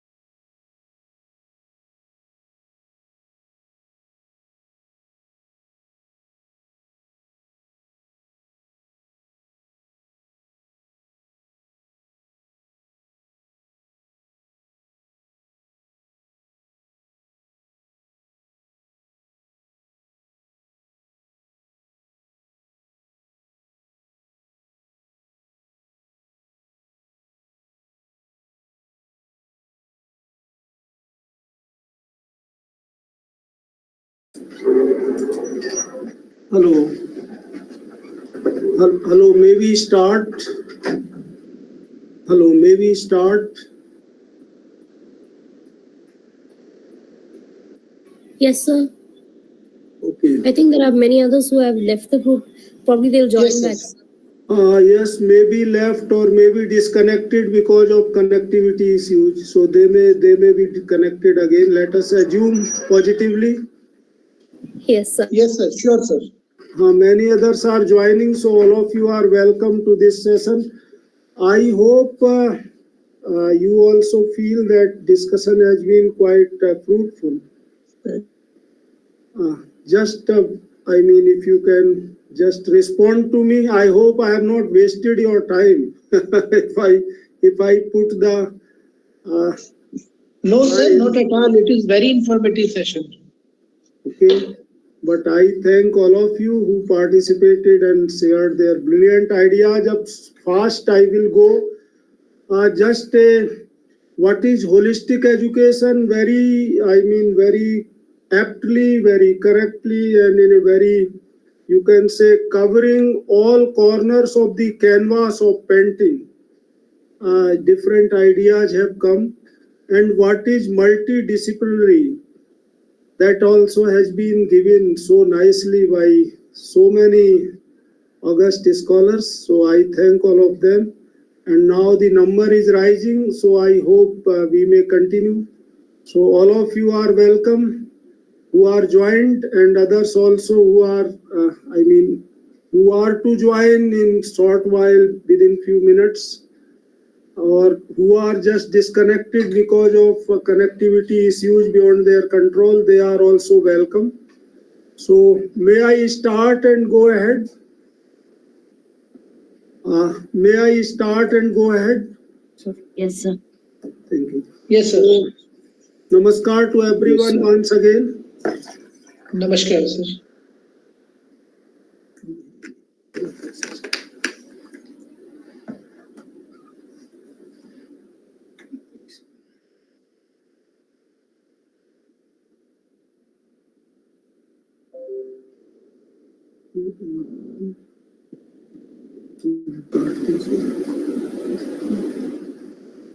So next, just we will discuss the central theme will be India's National Education Policy 2020. So I would appeal to all the, friends who are, scholars in their different fields. As we discussed this idea of imported educational system, this term India is also imported. So please think over it. This is the term someone else gave to us. The imperial powers, the colonial powers, they named us, and we are still holding the same name. So how do you feel about it? My question for you to ponder over and decide. Okay, this is something, a label that has been, someone else has given name to us, and we are keeping on running with that name. I think we should have our own name. Every country has its own name, but I don't know why we keep on running with the same name that has been given to us, who exploited us badly, who damaged us badly in all spheres of life. The colonial powers, the imperial powers, who imposed 2 world wars on the world. So much infliction of miseries and suffering to whole humanity. So to everyone I appeal, I pray to consider whether we should keep on having the label or name given by them to us, or we should try to have our own name. That name may be decided afterwards, but you may answer this question near the end when we discuss. What do you think? Just one question I float, because this is very finely related to our psyche, our deep thinking, that will reflect in every sphere of life. So implementation timeline, I think all of these things are known to you. NEP 2020 Corona period has been there, and there have been some delays and so many other things. And then there are, shortcomings, limitations with different institutions. So they also face different challenges because, for example, if there is some institution of some very specialized type, for example, some medical college or medical university, it becomes very difficult for that small system to implement national education policy holistically. Do you agree with me or not? Or there is something like institution devoted to sciences, it becomes difficult. Institution devoted to engineering and technology education, it may be difficult to implement national education policy holistically to such institutions which are focused on achieving excellence in certain narrow domain. Am I clear to all of you? Please respond. I will be thankful. Yes, am I clear? Am I clear what I wanted to say? Will you please respond, any of you? So, see, if there is something, some institution, for example, some institution is focusing on a very narrow domain of academics and research, and then training and preparing the people for societal development, for national development in that domain, carrying them to super excellence level. Now, if and that institution happens to be awarding degree also, it may happen, then it becomes very difficult for that institution to apply national education policy holistically and in a multidisciplinary manner. I think the reasons are obvious and all of you will agree with me. If you disagree, I will be happy. Please raise your hand and give your point. Why do you disagree? I welcome you. Please do not hesitate, because I feel it may not be possible. I may be wrong, as I told you. I never feel that I am correct. And all of us, believe me, all my good friends, all of us stand at the same platform. It's just a matter of chance or destiny, you can say, or grace of divinity, that I am presenting and you are in the audience. I find you equally respectable, and so you please share your ideas. Can this be possible? I'm giving you, this in a routine manner, or you can say in a very traditional type of way. I will not make the presentation in a, you can say, monologue, in the form of a monologue. I want to keep it multi-log, as we have seen. So will you please respond? Can it be possible? Any of you, please? So basic challenge comes here, right? Super excellence or excellence versus. Now your answer may be yes. The excellence and super excellence, or excellence beyond, you can say, excellence, comes not at the first degree level. So you can say, okay, national education policy may target first degree. There I agree with you. But it must also think of developing excellence at par with other places in the world in the today's context, because there are many types of challenges around us, and we need professionals, we need trained personnels in different areas who are excellent in their discipline. Of course, first degree level, if they understand multidisciplinarity of the life, multidisciplinarity of the problems, that will help them to solve their problems in their domain also. So that way NEP may be helpful. So next one is the opportunities. What are the, good things that we are going to get? So institutions like Indian Institute of Technology or Indian National Institute of Technologies or Indian Institute of Science Education and Research and other such issues, they can, or universities, central universities and other big universities, I mean the universities which have so many departments like, many central universities, old universities in our country. So they can move towards more holistic and multidisciplinary education with the integration of arts and humanities with science, technology, engineering, mathematics and others. But what will happen to upcoming and say the universities which are 10 years old in both government, that is public domain as well as private domain? They may not be having enough capability in the form of different faculties and different departments, and so they may not be having enough manpower trained in different disciplines who can help the student learn in a better way, because it becomes a very big challenge.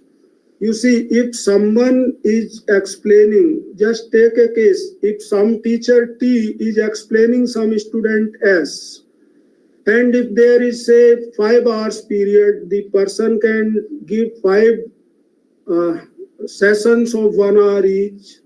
The student can learn, then try to practice, then come with the problem next session, then raise the questions, then the teacher discusses like this, and then again the student tries to put it in practice like this.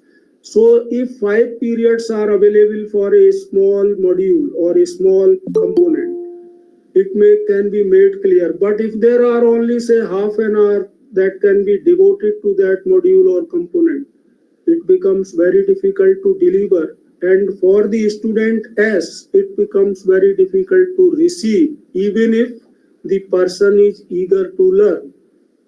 Please contradict me if I am wrong. I would like to listen. This is what I feel from my experience and from my understanding so far and studies so far. Please contradict me if I am wrong. If you do not agree, you are free. I welcome. So please, will you please say something? Okay, it seems that you agree with me, so thank you. Now, autonomy here, more autonomy will be given to institution. It can trigger the chain of achieving higher and higher excellence. Yes, that autonomy can help us both ways. If there is positivity in the system, and the system, when I say system, it is the system complete. The students who make the biggest component of the system, academic system, faculty members, then educational administration, that is the office, and the academic leader. The person may be vice chancellor, principal, director, or anyone. So if the system is given autonomy and there is positivity all around, then there may be a chain of continuously higher and higher achievements in terms of excellence. In this NEP, in fact, it is free from all types of agendas, all types of agendas. That is the good thing. So there may be continuously achieving of higher and higher excellence levels, but only point is there must be positivity and will in the system as a whole to achieve excellence higher and higher. Now, since we are here in this IIT BHU, we can discuss this as a case study. Your university, you can understand better and you can compare. That way it can be a good illustration, and then this can help you also to understand how your university or institution is stronger than Banaras Hindu University, or how or in which areas it need to be augmented with. I am not putting it as an ideal, I am putting it as an illustration, because as a presentation maker, I can do this the best way because I know this system the best way. Okay. So please try to move on this journey from this angle of thinking. Now, it's a complete university. It's a complete university. You might have seen, or you may, I would request you after this, you can log on to the website. You will find so many faculties, so many departments, and continuously going, the number is increasing. The number is increasing. And someone, Dr. Suman Madam, she has very correctly pointed out. I would like to know from you, ma'am, are you acquainted? Have you been here in this university? Dr. Suman, ma'am?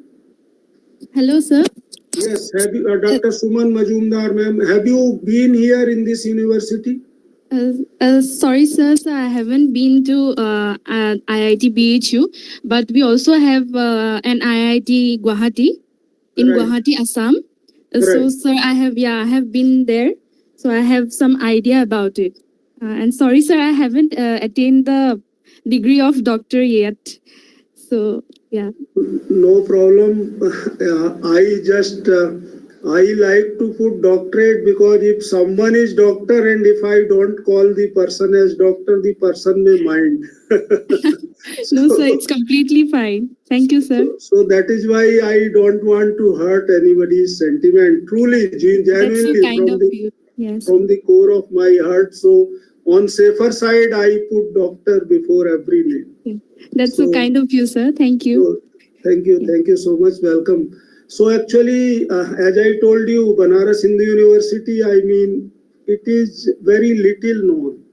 This is the first university of everyone. You will be happy to note that even a lady who used to, I mean, make grass and sell it for livelihood, even that lady contributed to Bharat Ratna Mahavana Madan Mohan Malviya ji 2 paisa. 2 paisa at that time was big money. And he received it with full respect. And he said that this is one of the biggest donations I have got. Because you have given complete of today's earning. So this is, I mean, everybody's university. And the great thing is it was created under the huge pressure of British colonial power who never wanted such a university to come up. Who never wanted that there should be a university by people of this country for the people of this country. They had universities like University of Bombay, University of Calcutta, University of Madras, later on University of Allahabad and University of Lahore. This was meant to serve their purposes. But Banaras Hindu University was meant to serve the purposes and interests of the people of this country. So this was created by the donations, and this is everybody's university. So anytime one can visit it, and I hope you will like it. So visit sometimes. I invite you on behalf of Banaras Hindu University and on behalf of its Faculty of Engineering and Technology. That is a very specific university where there is one deemed university, Indian Institute of Technology, Banaras Hindu University, within the umbrella of another big university, Banaras Hindu University. It's very, I mean, unique case. So sometimes you may think of visiting it. I think you will have quite good experience. You may meet me also. I would be happy to share a cup of tea with anyone. All of you are cordially invited, my dear friends. So, with the introduction of multidiscipline, actually this concept of multidisciplinary education, as many of the august scholar participants have pointed out, this is not a new concept, and it was first implied here in, you can say, slave India. Thank you so much, Dr. Dusmant Behraji. Thank you so much. You are welcome. Please come sometimes. So this was created here, and this was first introduced with this multidisciplinary approach. Many colleges were set up, Many departments were set up, which further expanded into different colleges. Now they have developed into faculties. Colleges have become, something like institutes. And there is small department, many times this itself has become faculty, something like this. For example, our Institute of Medical Sciences, it has 3 faculties, like Faculty of Modern Medicine, Faculty of Ayurveda, and Faculty of Dental Sciences, within one Institute of Medical Science. So like this. Now, this Institute of Medical Science is part of bigger university, bigger umbrella, Banaras Hindu University.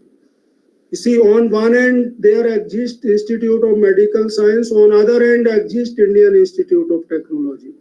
And it's not that it came afterwards. Everything almost was seeded in the beginning. Now, with time they grew, and departments increased, faculties increased, disciplines increased, and now it is a big university.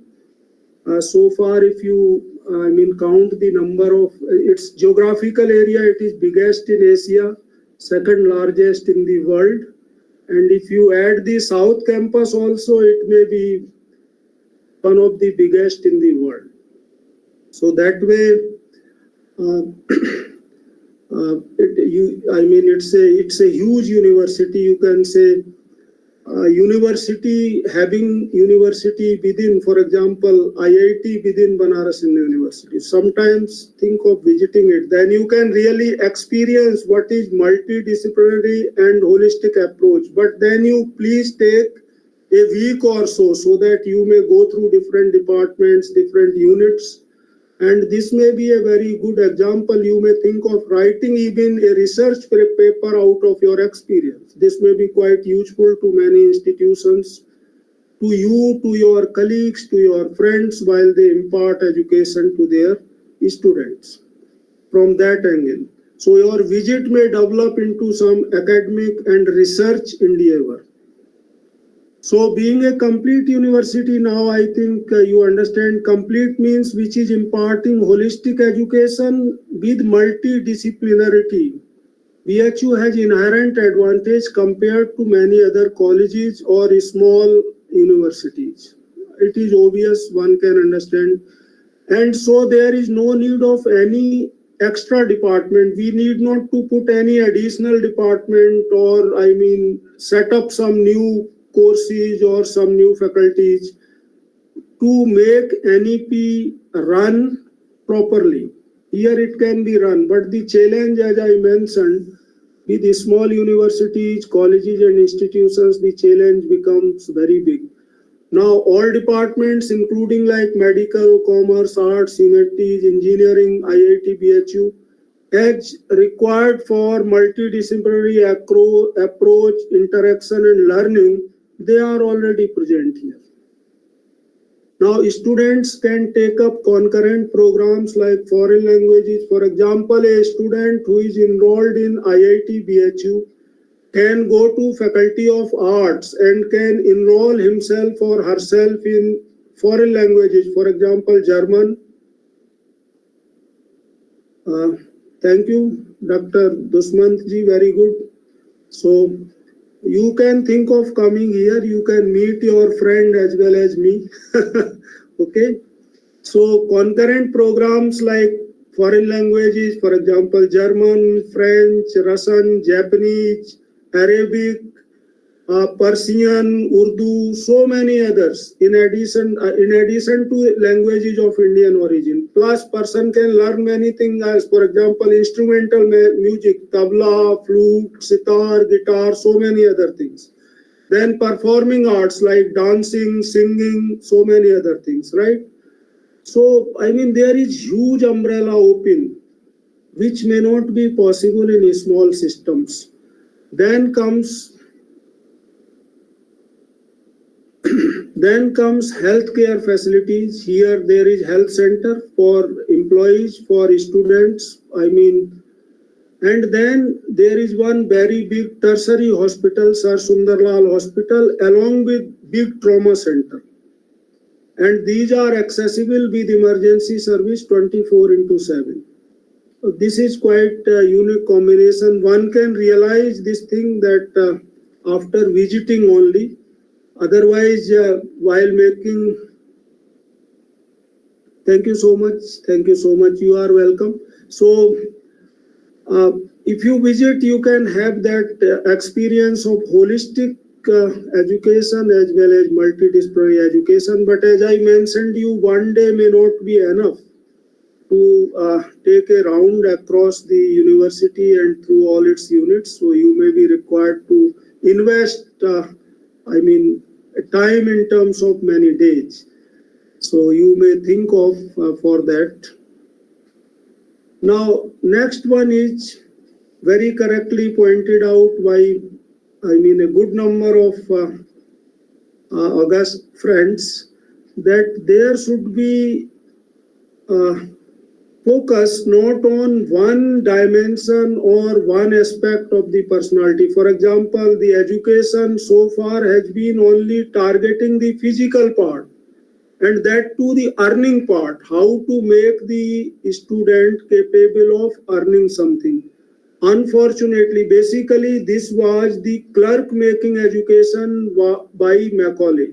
Clerk making education means education which made the students capable of getting some employment under the imperial powers or colonial powers. That was the basic purpose. The students should be made, who are black in skin, but white at heart and in their brain. And their hand also becomes white because when their heart and brain is white in terms of thinking and emotions, then whatever they do, naturally this will have the impression of white. White means the same colonial power. So their basic purpose was to create their own, you can say, black English. But here, from the day one, when the inception took place, it was to create the people for this country. And the attempt was to erase this white element as far as possible. Though how far we have been successful, that is another issue. Why we could not be successful completely as envisioned by the great team of founders, illustrious founders led by Mahamana Madan Mohan Malviya ji. These issues, yes, they are important. One can study in history and one can understand. But the attempts have been to make the university for this, and that was holistic.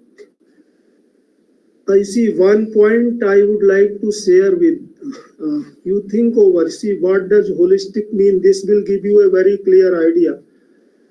You see, in this world of social media, or you may be having sometimes very sad news that the sons and daughters, they are earning a lot, they are very rich, they are getting very big package, they are very, comfortable in terms of wealth. But still their parents are living a very difficult life. Some of them commit suicide, and many of them are living in orphan homes, or you can say old age home, in a very difficult situation. Why could it happen? Because the focus of education has been on earning only.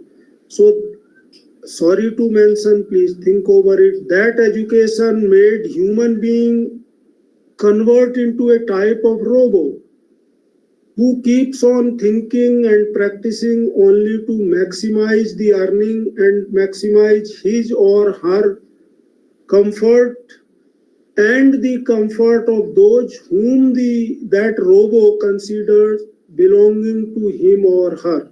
So this extreme self-centered approach, this is playing havoc in the present day society in our country.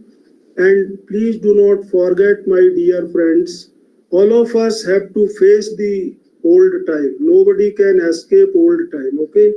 भगवान बुद्ध का आपने पढ़ा होगा, एक बूढ़ा आदमी देखा, फिर एक मरा हुआ आदमी देखा. He saw an old man, then a dead man, and two others, and then he decided to quit the world and to discover the great thesis how to get rid of the sufferings. So we must not forget that all of us have to face the old time. If we do not correct the coming generation, the young generation, then what will be our condition?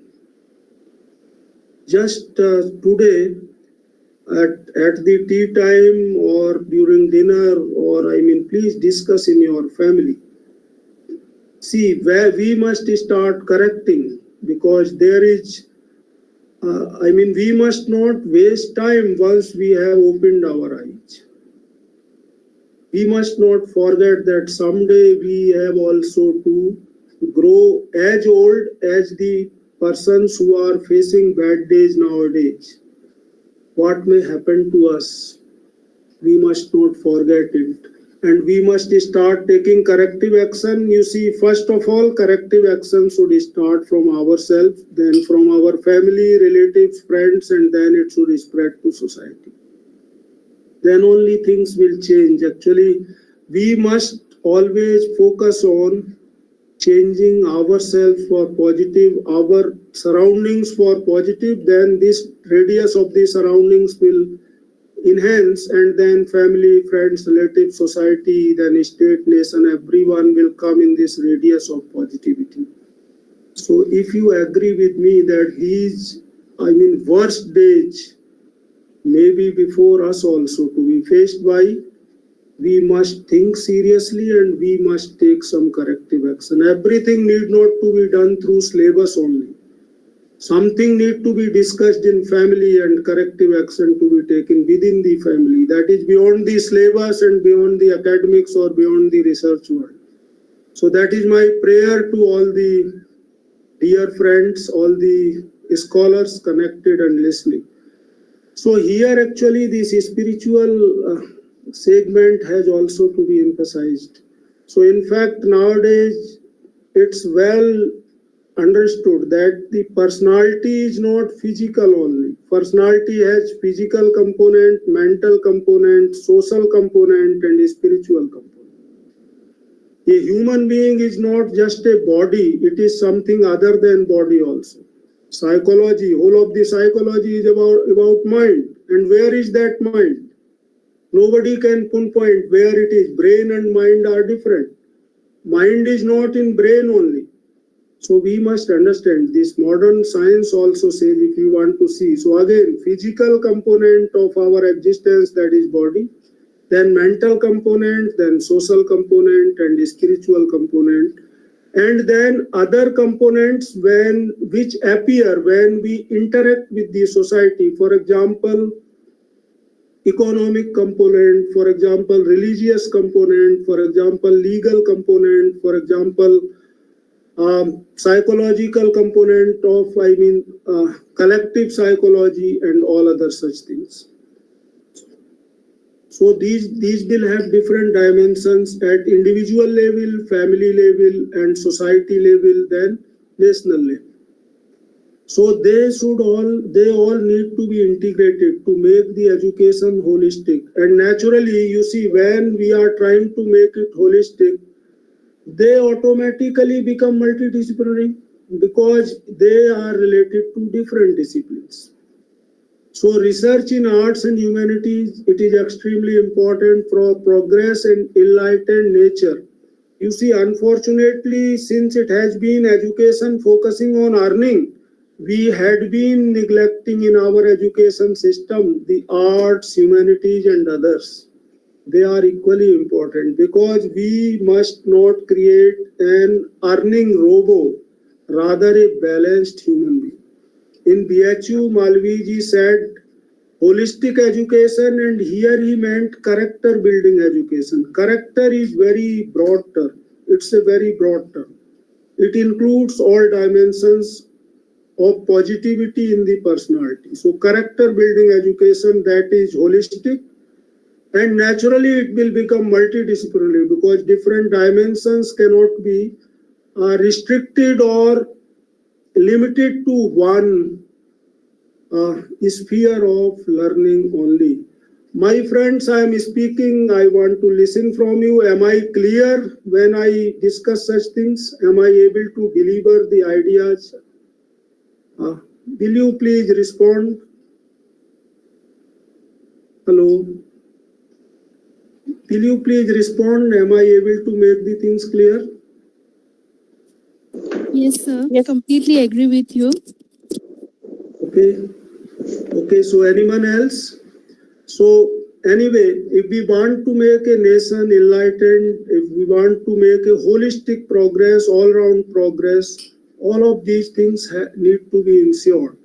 Now this BHU, since I am discussing it as a case study, just as an illustration, I told you why, because I have been in this system, I know this system, so I can put forward this illustration. There may be other illustration that you may compare your university or institution, and then there may be very good comparative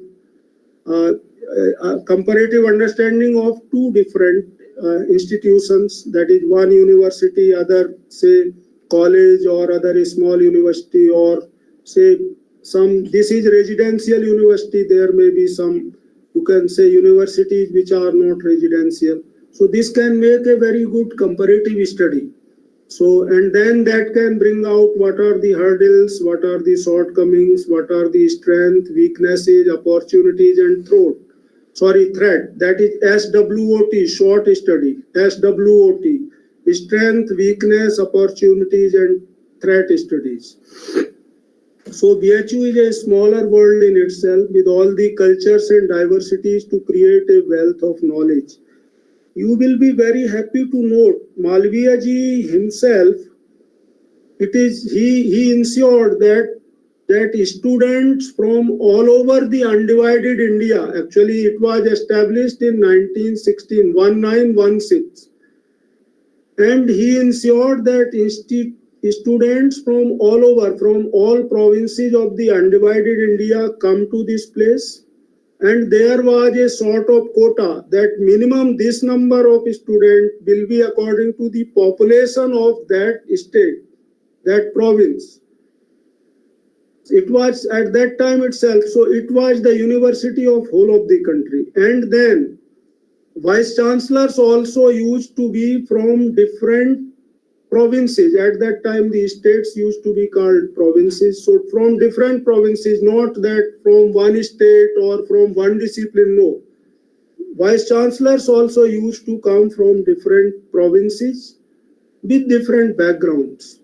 So you will be very happy to note this was truly the institution of the dimension of a big university of a complete national character. People from northeast, people from southern part, western part, eastern part, northern part, everywhere, I mean, they came to this institution from the beginning. There was quota system according to the population of the province, minimum that seat. It may be bigger, but minimum that seat. Then there is Vishwanath Mandir is there, Vishwanath temple. That is, I mean, one can go if one wants. Then Bharat Kala Bhavan Museum, you see, these are two big cultural attractions, and people from not only all over India but all over the globe. And you will be very happy to note this Bharat Kala Bhavan Museum. It has the largest collection of miniature paintings. The largest collection of miniature paintings. So I just remind you, whenever you think of visiting Banaras in the university, please have enough time. It may take something like 2 days to visit Bharat Kala Bhavan Museum properly. If you want to just take a round, that is another thing. I mean, to have a study type of tour, it may take something like 2 days to Bharat Kala Bhavan only. So that way it has great treasure. It has so much of displayed objects, paintings and other things. And as I mentioned, the largest collection in the world of miniature paintings. It is not known, mostly. So now another thing in this national education policy is what how to handle this problem of college dropout. There is problem of college dropout from different angles. So NEP addresses it. That is a real challenge. It is happening all around us from different angles because of different problems faced by the students. They opt for dropping out. So if they want to drop out, they can take something like exit route is provided there. So students will be able to exit from 3 to 4 year duration bachelor's degree courses after 1 or 2 years. And they can take some diploma or like that. And then afterwards, they may continue and complete their degree. Such type of system has already been there in, a number of countries in the developed world. So there is this thing, this provides them an option to continue and finish their degree later. This can be something like they can earn while they learn, they can enroll again. There is credit transfer system from one university to another. So all such flexibility has been provided that used to exist earlier in the developed world only. But the challenge here is different. How candidly, how transparently, and how honestly this is applied. There remains the crux, there remains the core, whether the outcome will be positive or the outcome may be negative. Because everything has to, every coin has two facets. So that is a big issue. And then it will naturally be depending more on our fraternity, that is teaching fraternity, and the academic administration. So academic credit will be stored digitally under academic bank of credits. All these things are known already, all of you know it. Students will be able to collect these from certain established institutions and then these can be easily transferred.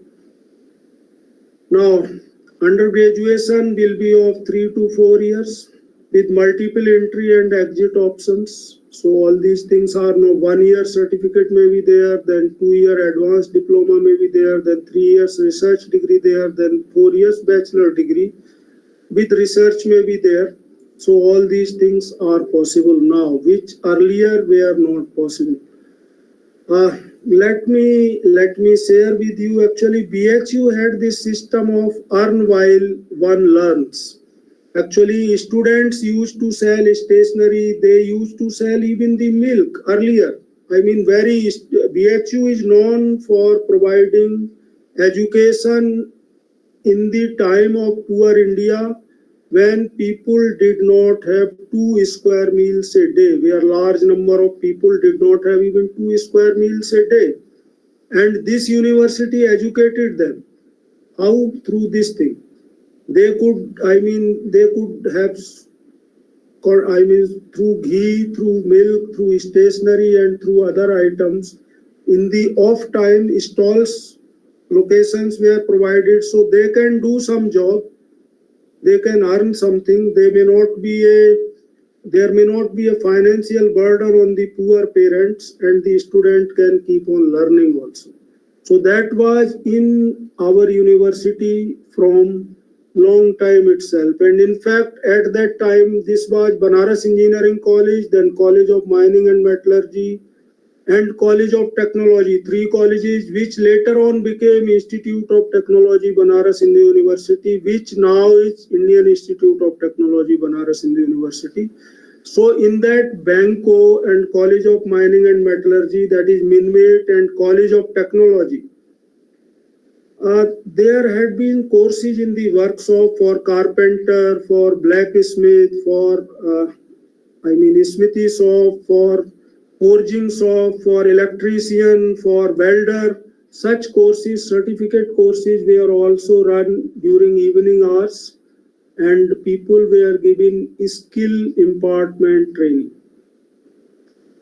to poor people, whether the person is registered here as a student or not, to even the people around who can come and take training. At no fee if they cannot afford, or at a very little fee if they can afford. So such type of issues have been there. So as many of you have pointed out that skill development is not a new concept. Certainly not. It has been there in our country, and it has been even in ancient and medieval part of this country. Actually, voice from my side, there is no problem. It has been as earlier. I don't know. Dr. Suman, I think she is responding that the voice is not clear. Others, what is your response? Am I audible and clear?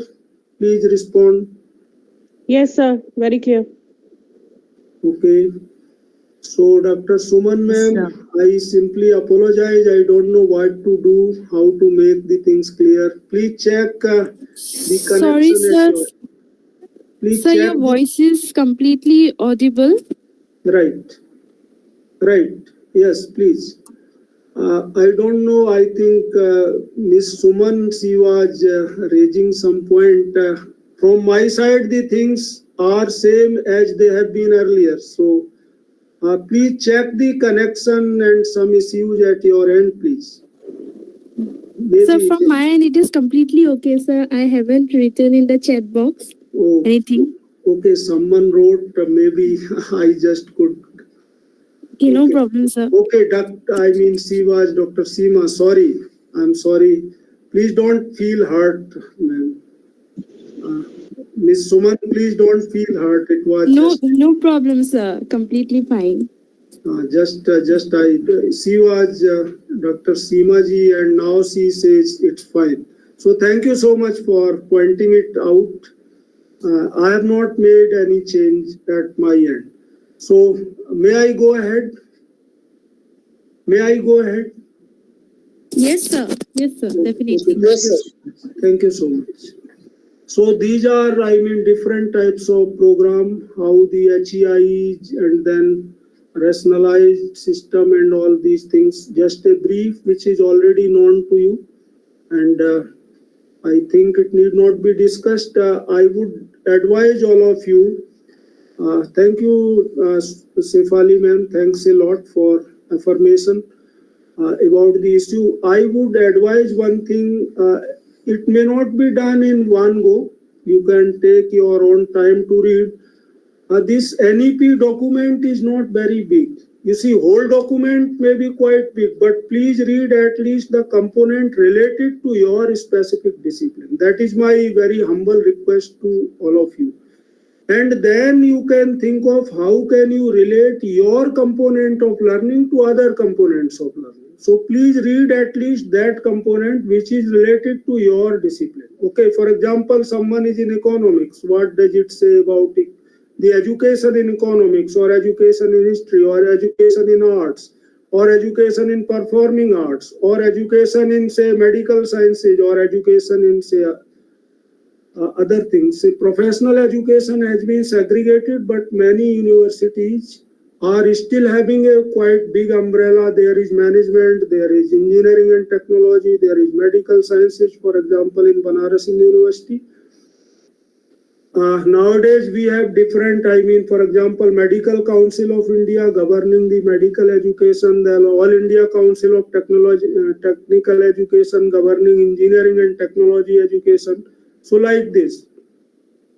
So different, now how these components have interaction, what are the overlaps, what may be the difficulty, and I advise you about one big opportunity. You see, all of you may be needing some research publications. So kindly make a study and you can write some paper. You may think of making presentation at different seminar, conferences, labels, and then later on with ideas enriched with collaborative work, you can think of developing a research paper. If you feel I may be of some help, support or service, please don't hesitate. Okay, you are welcome. So, good publications may also come out which may be of use to you. So may I go ahead? Now, competition from foreign universities actually in our country after this liberalization, privatization and globalization is huge starting in early 90s. The foreign institutions, foreign universities, they are also opening their campuses here, right? So there may be tough competition to universities as well as specialized institutions like IITs or IIMs or AIMS or something like that. So how to compete with them, how to, beat them in terms of excellence, we have to think. We means at national level, different institutions, they need not to create all departments within the same campus. They can collaborate. 2 universities can collaborate. Some university can collaborate with IIT. Some university can collaborate with the NIT near that university like this. So there may be quite good milestones that can be achieved without opening new departments, new faculties within the same campus, and thus expenditure can be saved, thus better economics can be achieved, and better education can also be imparted. So that is, one has to think somewhat in a more sharing manner, in somewhat more innovative manner rather than the traditional manner of having everything within the same campus. This idea should also be considered. Now, this national education policy simply aims that we should make our country do very well in terms of research, and research means innovation. Research actually someone feels you search again, this becomes research. Fine, this is traditionally people say, but there should be very distinct element of innovation. And again I put here, my dear friends, innovation with positivity.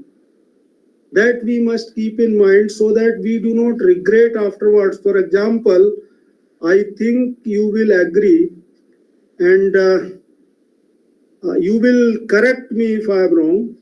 The person, I am just unable to recall his name, who created this platform, WhatsApp, has regretted so much afterwards that the person is not using WhatsApp. The person who started the concept, person who created the platform, of course, then it diverged, it expanded, and then it became something like WhatsApp.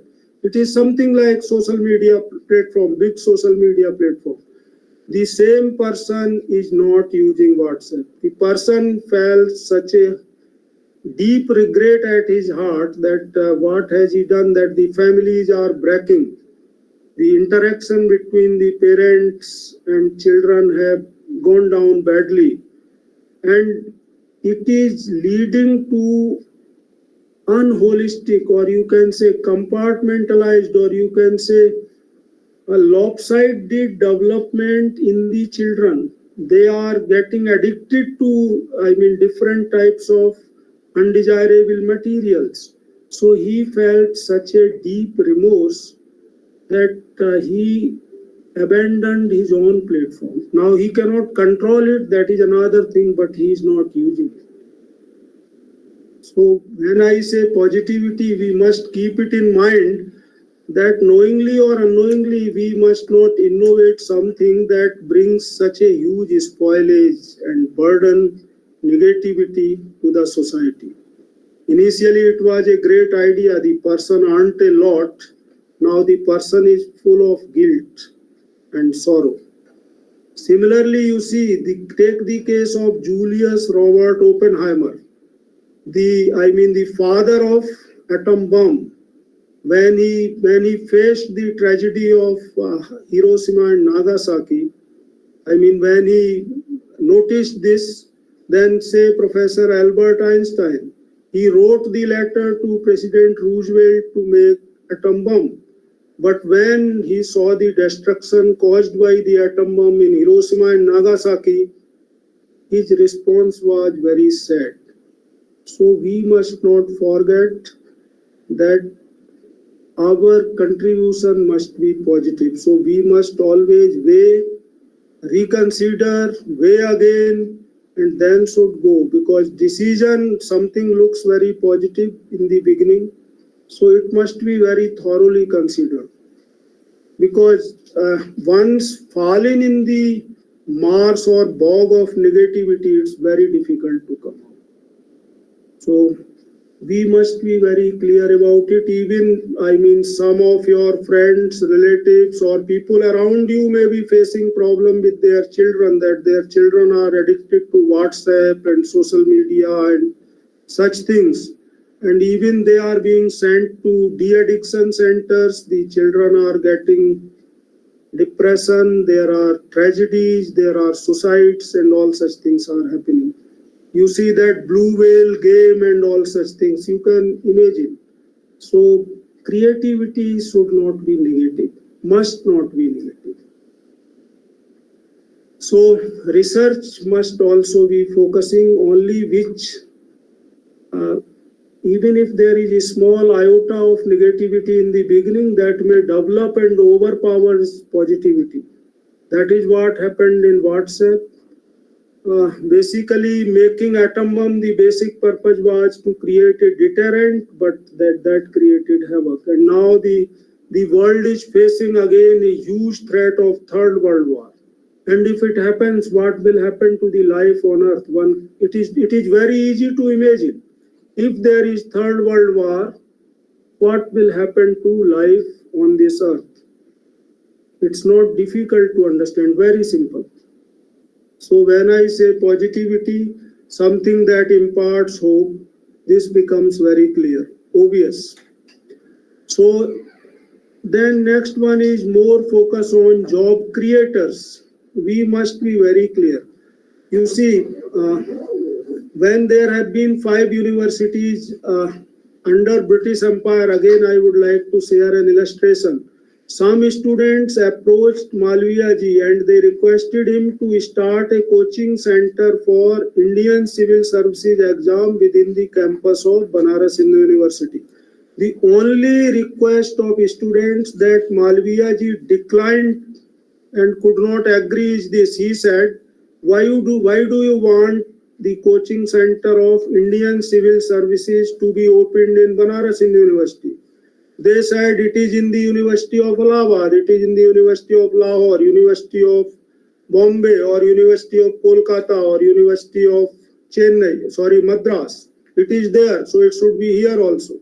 His simple answer was, if you want to become job seeker under British government, under colonial government, better you opt for another university. This university is not for job seekers or making servants for the colonial power. This university is for nation builders who can create jobs for the people of this country, not under the slavery of the British Empire. NEP also, says that when the students are imparted education, thank you so much for kind remark. When the students are imparted education, they should, if they cannot give job to others, at least they should be capable of self-employment. And if they can create job, that is a great thing. Now they should, in very harsh words, I apologize to you. Please don't take my words that way.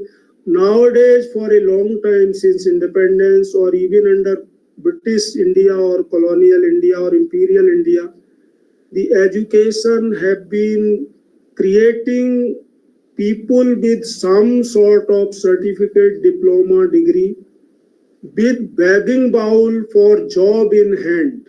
They are all job seekers. They have all been job seekers. And no country can provide government jobs to whole of its population. It is almost impossible for a country of say 1400 million people or so, as is the case in our country. No government can provide jobs to whole of its job seeking youth under government sector. It's impossible. So people should be able to become at least self-employable if they cannot offer jobs to others. So that is basically job creation. Okay, so this says with more practical based learning and being taught how to think rather than what to think. So far the education has been teaching what to think, what may be the question and what may be the answer. This empowers them, this focuses on empowering them how to think critically, how to analyze the problem, how to break the component of the problem, how to break the problem in different components and think that way and then assemble them together, small solutions assembled together to get complete solution or holistic solution of the big problem, right? So I hope I am clear. This focuses more on job creation or rather on job creation and not on job seeking, because that is impossible. For a country with population more than 1400 million, no government today or tomorrow or the day after can provide government jobs. It's impossible. So again I say, here comes the importance of guilds that have been there. And they had shown the miracle. This country had something about 1/3 of the whole GDP of the world. Please check the ancient, or medieval Indian history, right? The Western historians who are unbiased have written all this. And I am quite sure many of them or all of you may already be knowing all this. These are all historical facts. I am not putting anything from my side. So that has been the power of this country. That may become the power of this country if the youth, under our patronage, under our guidance, again take a determination to make our country that way. If our ancestors could do, we can do it again. Now, more flexibility is there in the education system. So with multidisciplinary and digital credit system, the NEP adds more flexibility to the existing rigid educational structure. It is obvious. More technology-driven education, for example, Corona that way has helped a lot. These online classes and others. So this technology-driven education, one can learn from the recorded lectures, one can have online classes even from the foreign universities. Some professors in India can impart lectures all across the world online. So all these things can happen at national level, within a state, as well as at international level. So that is separate units for creating digital contents and digital infrastructure. And introduction of open distance learning, ODL, introduction of academic bank of credits. All these things are their components in the national education policy, and we have discussed about this as a glimpse. So here, how the curriculum can be reduced. So there are core essentials, then there are some components to promote critical thinking. Then there are interactive classes, then there is experiential learning, right? So these are, you can say, basically experiential learning means the person, the student who is being trained or who is being taught, does something and then again refines, improves upon what the person has learned, and then the person may again come back to university or institution for discussion with the say professors or the instructor or the teacher or guru, whatever way you call, for solving his or her problem and then for improvement further. So financial support to students, it is provided there. Efforts to incentivize the merits of students belonging to scheduled castes, scheduled tribes, other backward castes and other socio-economically disadvantaged groups, SEDGs. Teachers with more diverse profiles are needed. Naturally, when you go for multidisciplinary and holistic education, teachers with more diverse profile will automatically be needed. So faculty with training in areas of social sciences to strengthen multidisciplinary education will be needed. Then curbing commercialization of education. This is very big challenge in education nowadays. Education somehow you might have many times felt, and you might have also felt sorry that there is something like it is taking a sort of form of industry, sometimes with lot of negativity. So this commercialization with negativity may extend to such an extent that basic objective itself may be badly diluted. This need to be curbed. So all educational institutions will be held to equal standards and audit and disclosure as a not-for-profit entity. But this should not be in theory, it must be in practice also. That is most important. On paper, the accounts may always be shown, but unless it is practiced, the basic objectives and their achievement may not be possible. So digital drive, all these things are already technology in education, you know, all these things are already there. Then teacher education has to be improved by 2030. Minimum degree qualification for teaching will be 4-year integrated B.Ed degree. 4-year integrated B.Ed degree. Then financial support will also be given. And teachers should be developed as a very sound professional.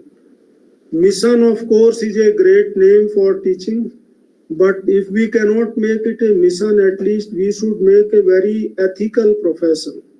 And this must start from individual going up to the institution and then society to national level. That is essential. Then only really the objectives of national education policy can be achieved, otherwise difficult. So what are the challenges? The government at present spends around 0.65% of gross domestic product. This data might have changed a little bit. So that can be seen on the open source. On research as compared to 2.8%, this may also might have varied in United States of America, 4.3% in Israel, 4.2% in South Korea, or 2.2% by China. So here is a point. On research, the funding need to be improved. Significantly, many times. Then corruption is a big problem. Hidden or non-visible fees, capitation fees, which are appearing nowhere in accounts, nowhere on paper. I think almost all of you or many of you might have come across such situation or might have witnessed such situation. As I told you, please correct me wherever I am wrong.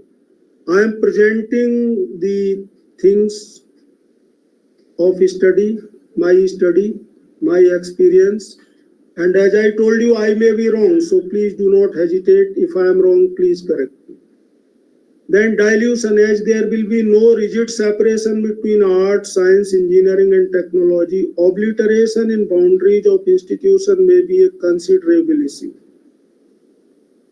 Kahin aisa na ho, see, it is also a fear that no institution, institution which are targeting to achieve excellence, for example, IITs in engineering and technology, IISc in science, okay, or IISER in some other fields like this. Some NIT specialize. See, every institution has its core strength. Now, mixing so much of different discipline, it is an apprehension if it is not done with rigor, if it is not done with full transparency, if it is not done with true spirit of positivity, it may lead to dilution also. And then, as pointed out by many of my dear friends here, there may be something like jack of all trades and masters of none. That is also a big apprehension, a big challenge. So more colleges with the aim of increasing the gross enrollment ratio to 50%. Sorry, this end term is misprint here, kindly excuse me. Gross enrollment ratio GER to 50% by 2035, and with MERU, that is Multidisciplinary Education and Research University coming up, institutions like IITs will face tougher challenges or tougher competitions.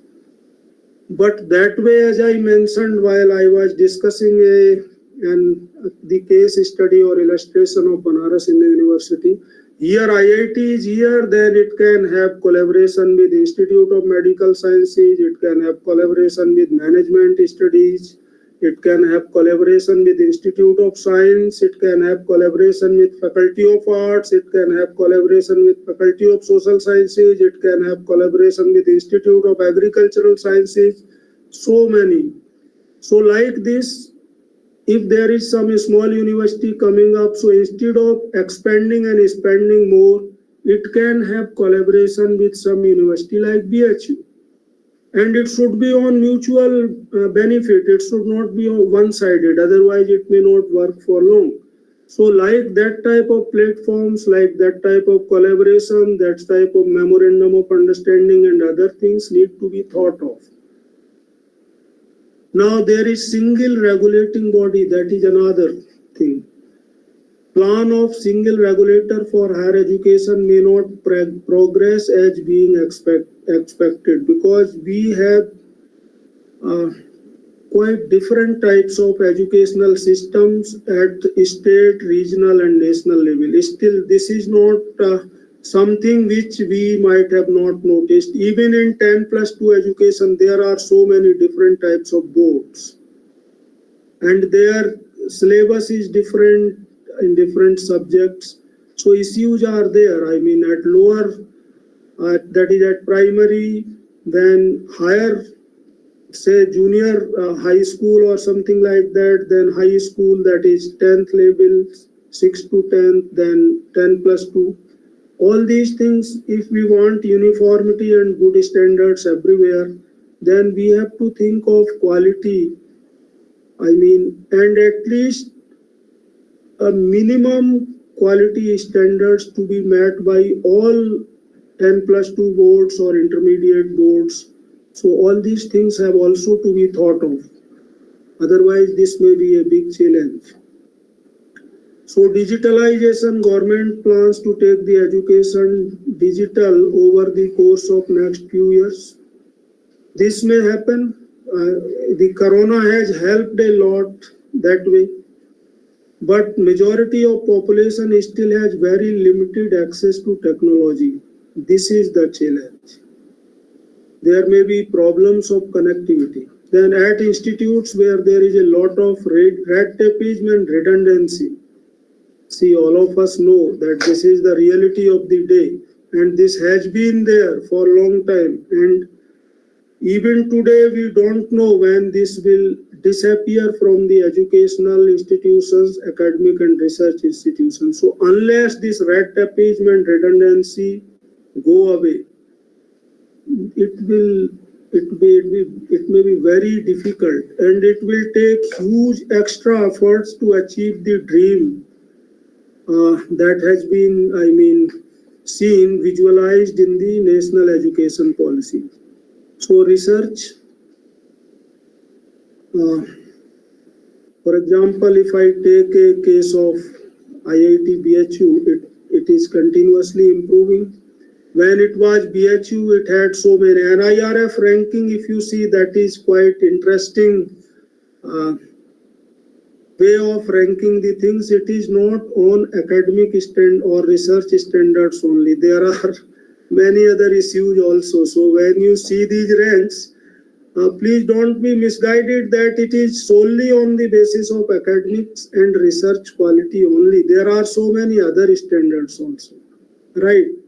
And perception, public perception is one important component. And unfortunately, Banaras Hindu University and IIT BHU, they appear in news, national news, etc.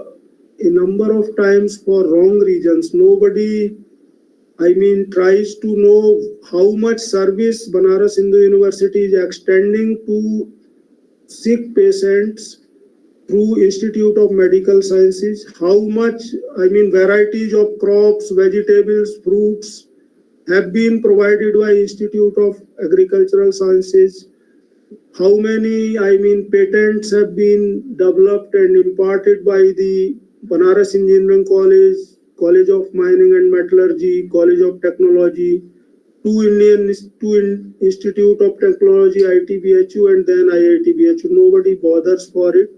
If there is some incident of questionable character, then that news keeps on rolling in the media.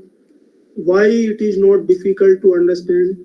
And unfortunately, our positivity, our strength does not reach the people, and the public perception is deteriorated, and so our rank also suffers. So this is unfortunate part, but this is happening. So what Banaras Hindu University extend as national service and service to society, that does not appear in media. Hardly you will see the news that this year so many varieties of crops, fruits, vegetables have been provided by the Institute of Agricultural Sciences. So many lakhs of patients have been provided service by the Institute of Medical Sciences. Such news hardly you will see. So our positivity does not somehow reach to the people through media, and some events, if they happen, because this is a huge university, so many students and so many people are here every day working, there may be some incidents, they are blown out of proportion and they are kept rolling with some intentions in the national and international media, and the public perception is created intentionally because of some vested interests, and that leads to lowering of the NIRF ranking. So this is the sad story that we face. So actually, when we discuss NIRF ranking, we must not forget, you see, there is one university which has no medical college, no engineering college, and still the university is many times ranked first in the NIRF ranking. How can it happen? Because the university has a strategy to create a positive perception, and they have, the people who created, who inducted or included the parameters for NIRF ranking, they have been influenced by the thought process of that university. So my good friend, I give you an idea. You can write a good paper. Does NIRF ranking really reflect the quality of the education, the service to society and others? And you can make a study of some university. Again, I say, please do it very carefully on objective parameters, not on subjective parameters. If so much number of patients in OPD, so many patients on bed, just one university which extends service to 0 patients, which has no engineering college, no college of technology, long back. How can the rank be first? There are many other issues that we can discuss. I don't want to put the name because it is obvious. If I put the name, I think it is not required. So here is the, problems with the NIRF ranking itself. As the persons in one fraternity of teaching, we must understand how this NIRF ranking system being designed to promote something and to suppress something. So with government planning to increase the budget on research expenditure, this IIT BHU may improve. It will depend on public perception also, how the societal impression changes. Now just I will put departments in BHU, just a glimpse, otherwise just this slide presents before you overall 175 plus many other schools and others. So these are listed here. Time is not there. Rather, I mean, neither it is required to discuss them in detail. As I told you, if you want to have a feel, you have to take few weeks tour, at least 1 week's tour throughout the university to visit all units and have an impression about them, first-hand impression by yourself. So these are just some of the pictures that you may like to see the diversity within the same campus.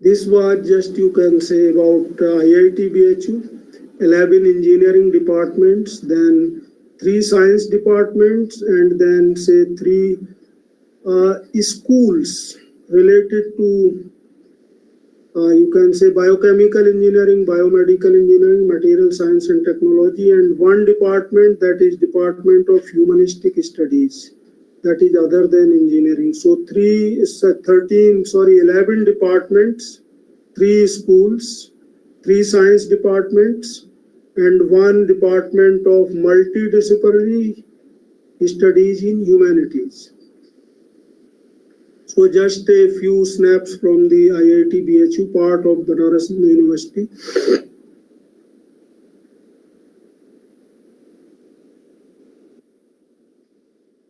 So with this, I say thanks a lot to all of you for having such a nice discussion, warm sharing of ideas, and having patience to listen to me. Again, I say, please correct me if I am wrong. Thank you, ma'am. Thank you so much. Thank you so much. Sure, you please come sometimes. All of you are invited cordially once again. Thank you so much, ma'am. Any questions if you feel, or any comment in brief if you want to give? Thank you so much, ma'am. Thank you so much. Thank you. This cordial thanks to all of you. All of you are welcome, and I thank you so much. Thank you so much to all of you. My dear sirs and madam, thanks a lot. Has it been able to bring some change in the thought process also? May I know from some of you, if you may please just enlighten me. Could I add something to you? All of you are very learned, enlightened people, my dear friends.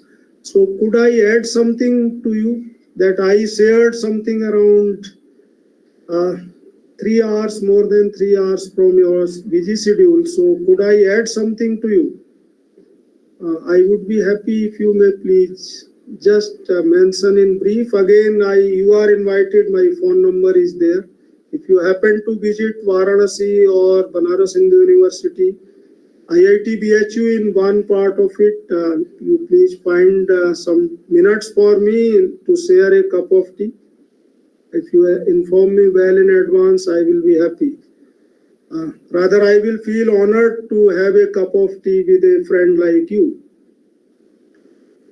So, anything that you want to add in brief, because I have taken quite long time. So, most welcome, Ritesh ji.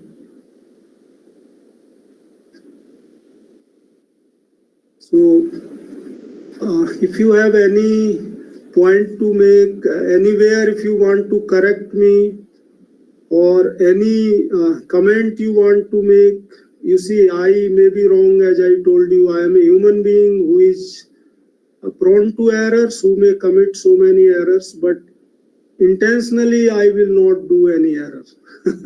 Only thing I may do unknowingly, because being a human being, ignorance is always with me, in me, and that may lead me to commit so many errors or blunders. So please correct me that way.